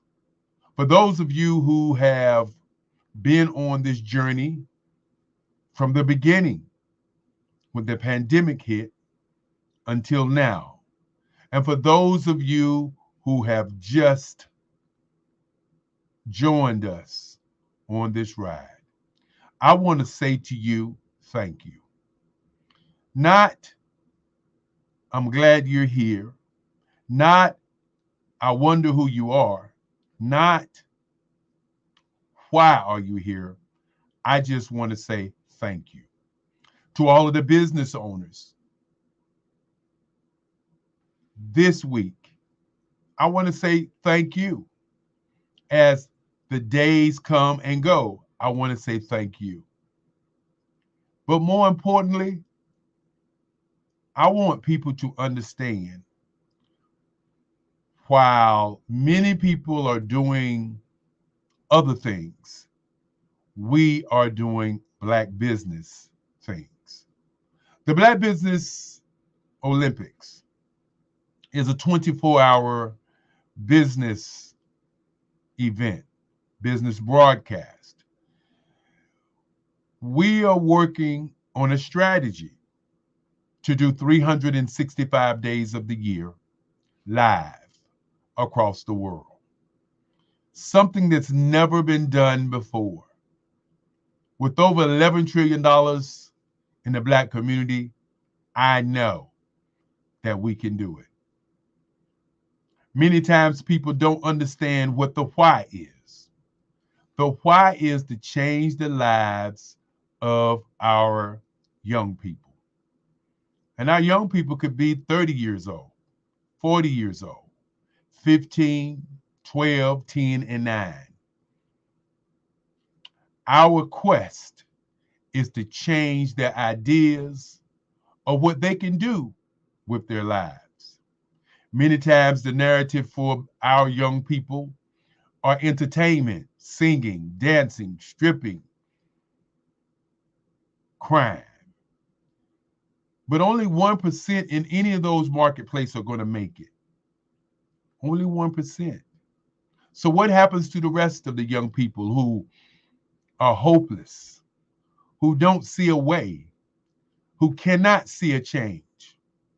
That's what the Black Business Olympics is all about, to show and share a change with each and every one of them, to show them that there are Black businesses out here who are doing business in different arenas. 7 days, 7 days, 7 days. Each one of these days are set up like a business plan. Before you start business, you must have an idea. Once you get an idea, you must have some energy. You must have some encouragement. You must have some leadership. So on Monday is about Black business leadership, empowerment, and inspiration.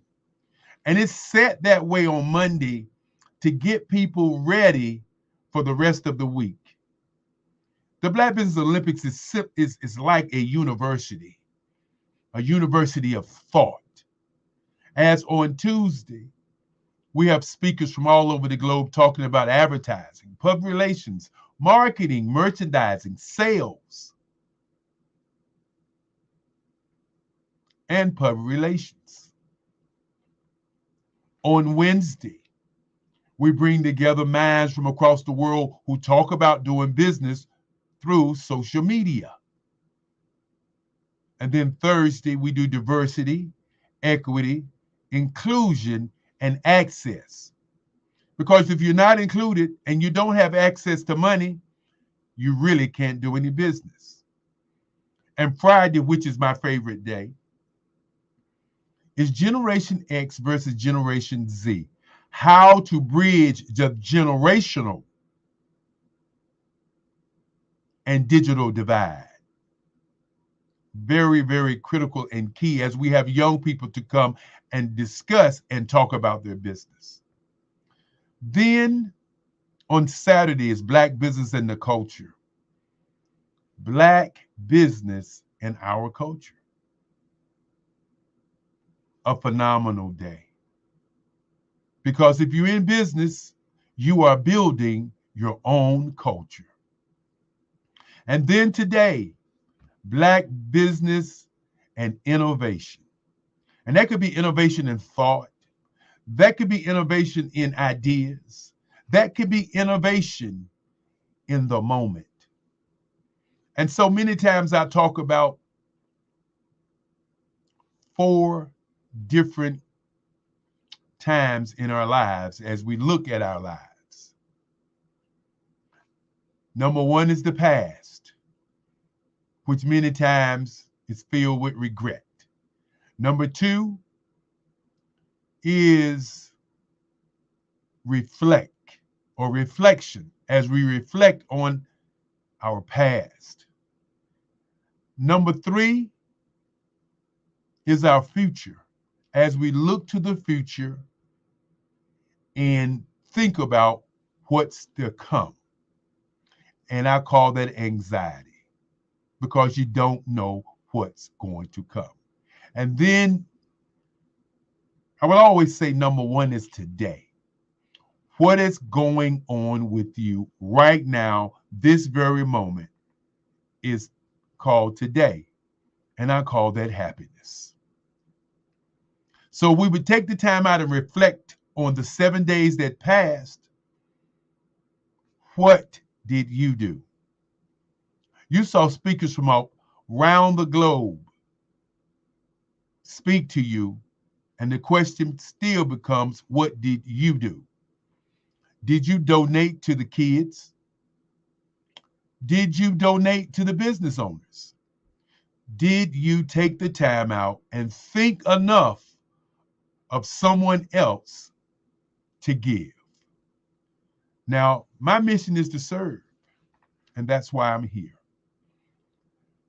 We started in 2000 when the pandemic hit, and we moved from the pandemic, which we did just one, to the next year, and we did 4. After we did 4, then we did 6. And I remember back in the day, the first one we did, we had 36,000 people to show up. By the end of 2021, we had over 10 million people to show up. And then, of course, last year we did every other month, and this year we're doing every month. The numbers are crazy. But what's interesting is the business owners continue to come back over and over and over and over. Why do they show up? To share their business with you. I submit that they are standing on the shoulders of the Marcus Musea Garveys, on the Madam C.J. Walkers, on the shoulders of the Malcolm X's, the Martin Luther Kings Juniors, the Nelson Mandelas. They're standing on the shoulders of great Black people who have gone on before, who continue to share with us what excellence looks like. So think about that for a moment. What is your excellence? What is your give? What is your service to your people? As my great-grandfather used to say, if you don't value your value, then your value will not be valuable, as he continued to talk about young people. And that's why we do it, to raise scholarships for the kids. And I know many of you are sitting there saying it's a marathon and you keep saying you're raising, but where are the kids? Where are the kids? And we can keep saying to you all, where is your service? We run the BBX USA monocle across the screen, and we expect that our community will understand and join in with what we have planned. Before I go any further, it's been one of the things that I continue to do is to thank the people who make this happen. I don't thank me. I don't sit around and look at me and say, I. I continue to say, thank you to those who have made this happen. And when I say thank you, I have to thank the number one person in my life. I have to thank my great-grandfather, who was my only daddy. I have to thank him when he stopped me when I was 7 years old and asked me to be a lawyer. And he almost demanded that I become a lawyer, brought the books in the bedroom as I stayed in his house. And I said I wanted to be an artist. And true to form, like my great-grandfather, he said, well, then where's your work? And I scurried over to my bed and I pulled out the art that I had been drawing. And with that, I went on a journey with him to museums. As he said, I should have a museum if I'm going to be an artist. And so we went to different museums to show me what a museum was. And my great-grandfather said at that time, you cannot give your work away. You must only sell to collectors. And that's what I've done all of my career. One of the reasons that I showed the art side of me, doing this whole business side of me, and so that people can understand what it's really about. My grandmother and my great-grandfather's name was Henry S. Stansel. Excuse me, Henry, we called him Papa Stansel. My grandmother, who started the Black Business Expo in 1990, when she brought it to my advertising agency and said she wanted to bring corporations and Black businesses together. Because in the rooms that she was in, she would always hear, where are the competent Black businesses? And so we started this movement 1990. And the key to her, as she explained it to me, was that she wanted to give scholarships to kids because she saw how I changed when I got an art scholarship to go to an HBCU, North Carolina Central University. She said she wanted to see that kind of change in students in North Carolina. And we've since moved that from North Carolina to the globe. If you're a student out there and you're looking to do something with your life, we have business owners who want to be mentors. We have business owners who want to give to you. Go to the website, www.Black Business Expo USA, and fill out the information. The key word tonight is service and why.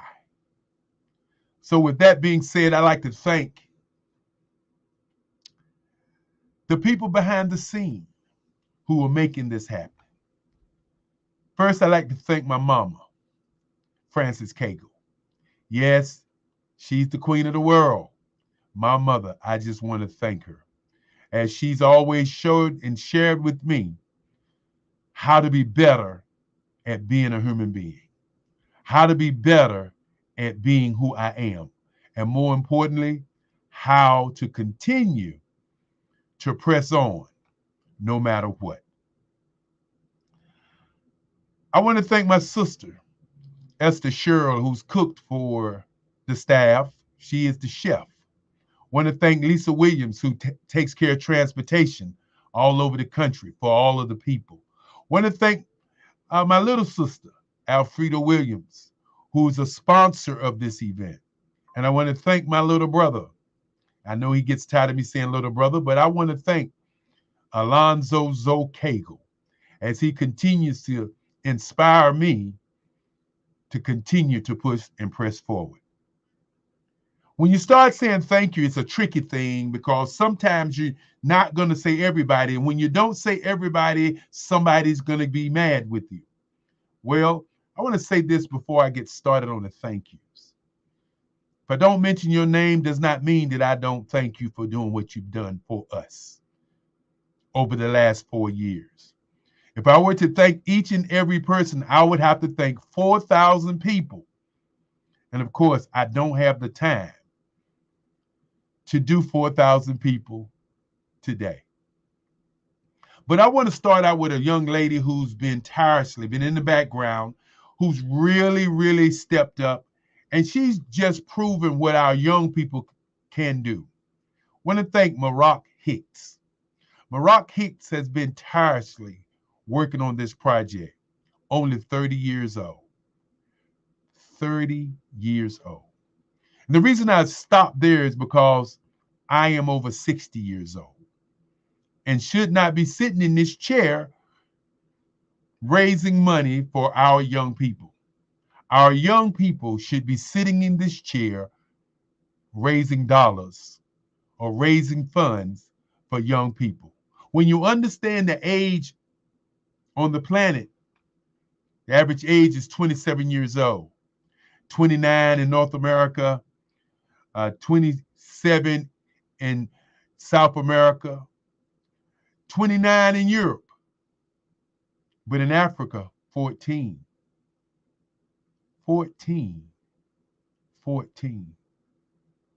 So as we move forward to say thank you, I want to say thank you to those who have really made it happen. To the board, to our board chair, Gerald Stone, I want to tell you thank you. Want to also say thank you to Mark Lee. Mark Lee has been our engineer for over the last 4 years, making sure all the commercials and everything works well. Want to thank Mark Lee for that, because it's easy to look good when you're doing things, but you got to have people to help. Want to thank Dominique Milton of the CMV, the Carolina Virginia's Minority Development Council. Want to thank our first moderator, Andrea Adams. Want to thank Coach Kimberly Williams. Want to thank Alan Thornton. Want to thank Enolia Fote out of Nairobi. Want to thank Sharon Thicklin. Want to thank LeVon. Want to thank John Riley III, Renetta Brown. Want to thank them because they came in and talked about their companies. Definitely want to thank Renata, as she's going to be doing the literary session next year, as we're going to be doing 2 weeks. So if you're a writer, author, make sure you get in touch with her by going to our website. Want to thank Dr. Curtis Charles, the University of West Indies, as he talked about artificial intelligence. Want to definitely thank him. As I think about the other speakers, want to thank Dr. Barbara Wright, the $1 million grant writer. Want to thank Tanya T. Wise. Yes, want to definitely thank her, as she has been another lady that's labored in the background to make things happen. Jennifer Samuel, want to give her a shout out. Want to thank Dr. Tabitha Russell, who, while we are going through the process of bringing all these great speakers, over 145 speakers, she calls out of the blue and says, is there anything that I can do to help? Angela Baptiste, who was one of our moderators who also spoke, want to thank her. Want to thank Melanie Perry, the Zillionaire Enterprise. Want to thank Damon House. Want to thank Andre Ward, Trudy B. Parsons. Want to thank Gene Baker. Want to thank Sharonda Davis. Want to thank Raymond Ray, Felicia Ward. And when I begin to say thank you to some people, I know I'm going to miss somebody, but I'm going to do my very best to say thank you to all of those that I can remember. Want to say thank you to Jerry Smith. Thank you to Loretta Hudson. I said earlier I wanted to thank Marak Hicks, as she not only moderated, she moderated 2 or 3 times. And she worked in the back office. Want to thank the young man, David Jones, the 3-time gold medalist of the triathlon. Want to thank him also. Want to also thank Stanley LeCount. Want to thank Miss Goldsby, Ayana Goldsby. Want to thank Grant McGaugh from Omaha. Want to definitely thank Crystal Gomez. Want to thank, of course, Natoya McGill. McGrill. She's going to get me because I butchered her name. Want to also thank Christopher Cunny and Cordelia Garfor. You know, as I'm thinking about these people that I'm thanking, I want you to know that they have been on this journey all week long. Again, want to thank the young man that introduced me, Sidney Wormsby. Definitely want to thank him. Now, as I put my thinking cap on and think about some of the other people, like Dr. Claudia Coker, who was with us, like Dr. Latoya Smalls. And I definitely want to take a moment and thank a lady who's not only worked tirelessly, but a lady who's an inspiration to me. that each time that she speaks about the Black Business Olympics, it makes me sit back and say to myself, wow. I want to thank Dr. Madeline Ann Lewis. I call her the Colonel. Dr. Madeline Ann Lewis, when I hear her speak, I always thank her for her service to this country. But I want to thank her for her service to this project. And it's not easy when you're the person that's running the project and you have so many people to look at and think about as you're doing what you're doing. Well, definitely I want to thank another gentleman, Mr. Weeks, the theory of reciprocity. You know, some of these titles was just so incredible. Of course, I want to thank David Jones. David really did an outstanding job. Want to thank Debbie Hood. Want to definitely thank Darius Stratton. Want to thank Jerry Roebuck of Black Expo USA. Definitely want to thank him. Also want to thank Carrie Carter Walker. Want to thank Cleo Mitchell, Arthur Jones. You know, want to thank the people who really are in the background doing great things.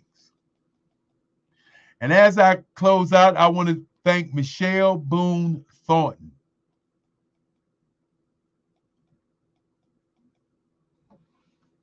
Take a moment and just say a few words about Michelle Boone Thornton. Her and her husband have been working with us. Virgil Thornton is her husband, have been working with us to make sure that we get different insights. Michelle talks about your health and how you feel. Virgil talks about leadership. An outstanding pair. Want to thank Spiritual Teak. As on yesterday, for those who had an opportunity to be here, she spoke and she really brought home Black business and the culture. Want to thank T.L. Holmes. Want to thank Erica Jo Robinson. Want to thank Gary Thompson. Want to thank a young lady who's been moving around the country and around the world. Want to thank Dr. Lotus Richey. Want to definitely thank another gentleman who has been sending us speakers, who has been talking to me. Want to thank Unissa. Want to definitely thank Bukeka Blakemore, Fave Unite TV. Want to thank Pat Murray. Want to thank Darrell, or should I say Bishop Darrell Anderson. Again, want to thank Mark Neely as he spoke earlier today, and Deborah Hubbard for being on Yes, Black Don't Crack. Want to thank Amini Muhammad as we continue to go toward the end of these thank yous. And again, if I haven't said your name,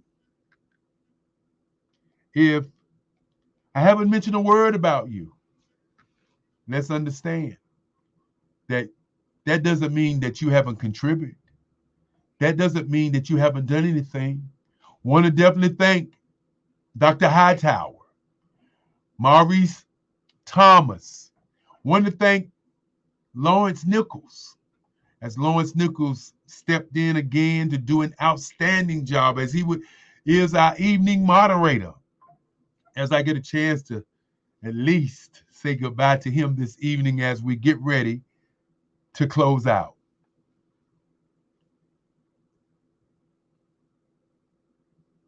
Now, I've said thank you to all of these people, but the real thank you should go to the universe. The real thank you should go to the spirits. The real thank you should go to all of the people who donated to the kids. The real thank you should go to the people who understand the mission, who understand the goal, who understand where we're headed.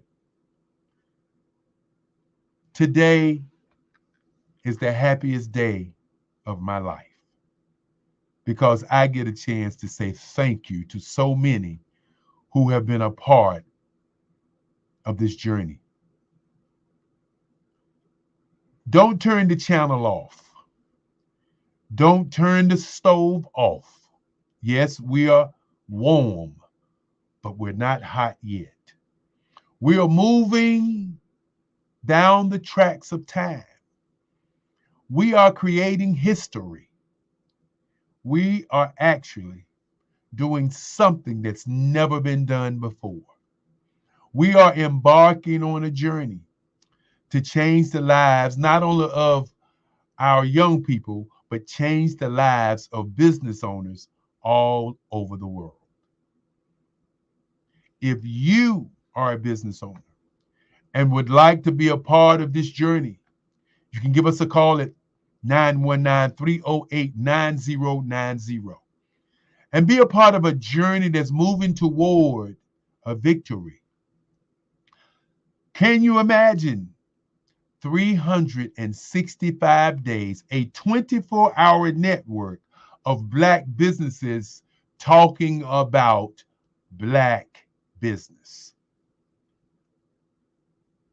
Companies and corporations, you're probably sitting there saying, why have we not called upon you? Well, it is your turn sometimes, but it's our turn to put excellence in a space so that when people see what we do, they understand that we mean not only business, but we mean what we say and what we do. Many times I talk about your mindset, your mind state, your mind shift, your mind print. And while it's easy to begin to talk about your mind, what we want to do today is talk about the minds of our youth. When we change the minds of our youth to understand that they can be millionaires and billionaires, as my great-grandfather used to say, the number one thing on this planet to do is to think. Number two is to do research. Number three is to be relentless. And number four is to understand that you must sail the journey, the mission, the idea. Yes, indeed. I said earlier that this is probably the happiest moment of my hour, my time, because I get a chance to say thank you to each and every one of you. But more importantly, when I say thank you, I must say to each and every one of you that without you, there is no me. Without you, there's no business owners. Without you, there is no journey. And I want to thank you for going on this journey all week long. It's been a joy. And I smile because I'm happy. I smile because I can. I smile because I appreciate and grateful to all of the speakers who spoke all week. And with that said, when I did my television show, and of course my phone would ring before I get a chance to close out. You know, that's the story of my life. As my mother would say, you need to take a break sometime and stop working at 5 o'clock Eastern Standard Time. And I had to look at my mom and say, Mom, my Rolodex is no longer Eastern Standard Time.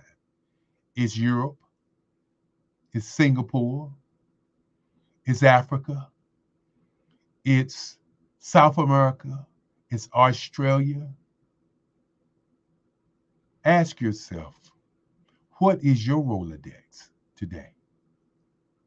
And that's what we're about with the Black Business Expo, the Black Business Olympics, is building that Rolodex of businesses all over the world. And of course, I'm going to bring back the guy who's going to close it out with us, but before we close out, we have 5 minutes. So before we close it out, I'm going to ask you one quick question. What did you get out of this entire week? Dr. Kelly, listen. If I take nothing away from this week, I take away exactly what was the culmination of this last hour. And that's gratitude. That is gratitude and appreciation for you championing Black business. Mm-hmm. That there is someone that has a heart for legacy, for our youth, as well as those that may be a bit on the seasoned side. Mm-hmm. Mm-hmm.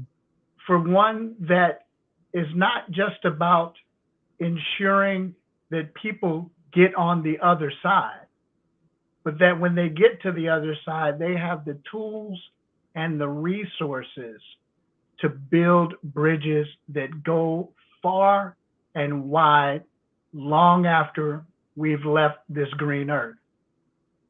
That is what I take away from these last 7 days, this last year, these last 4 years.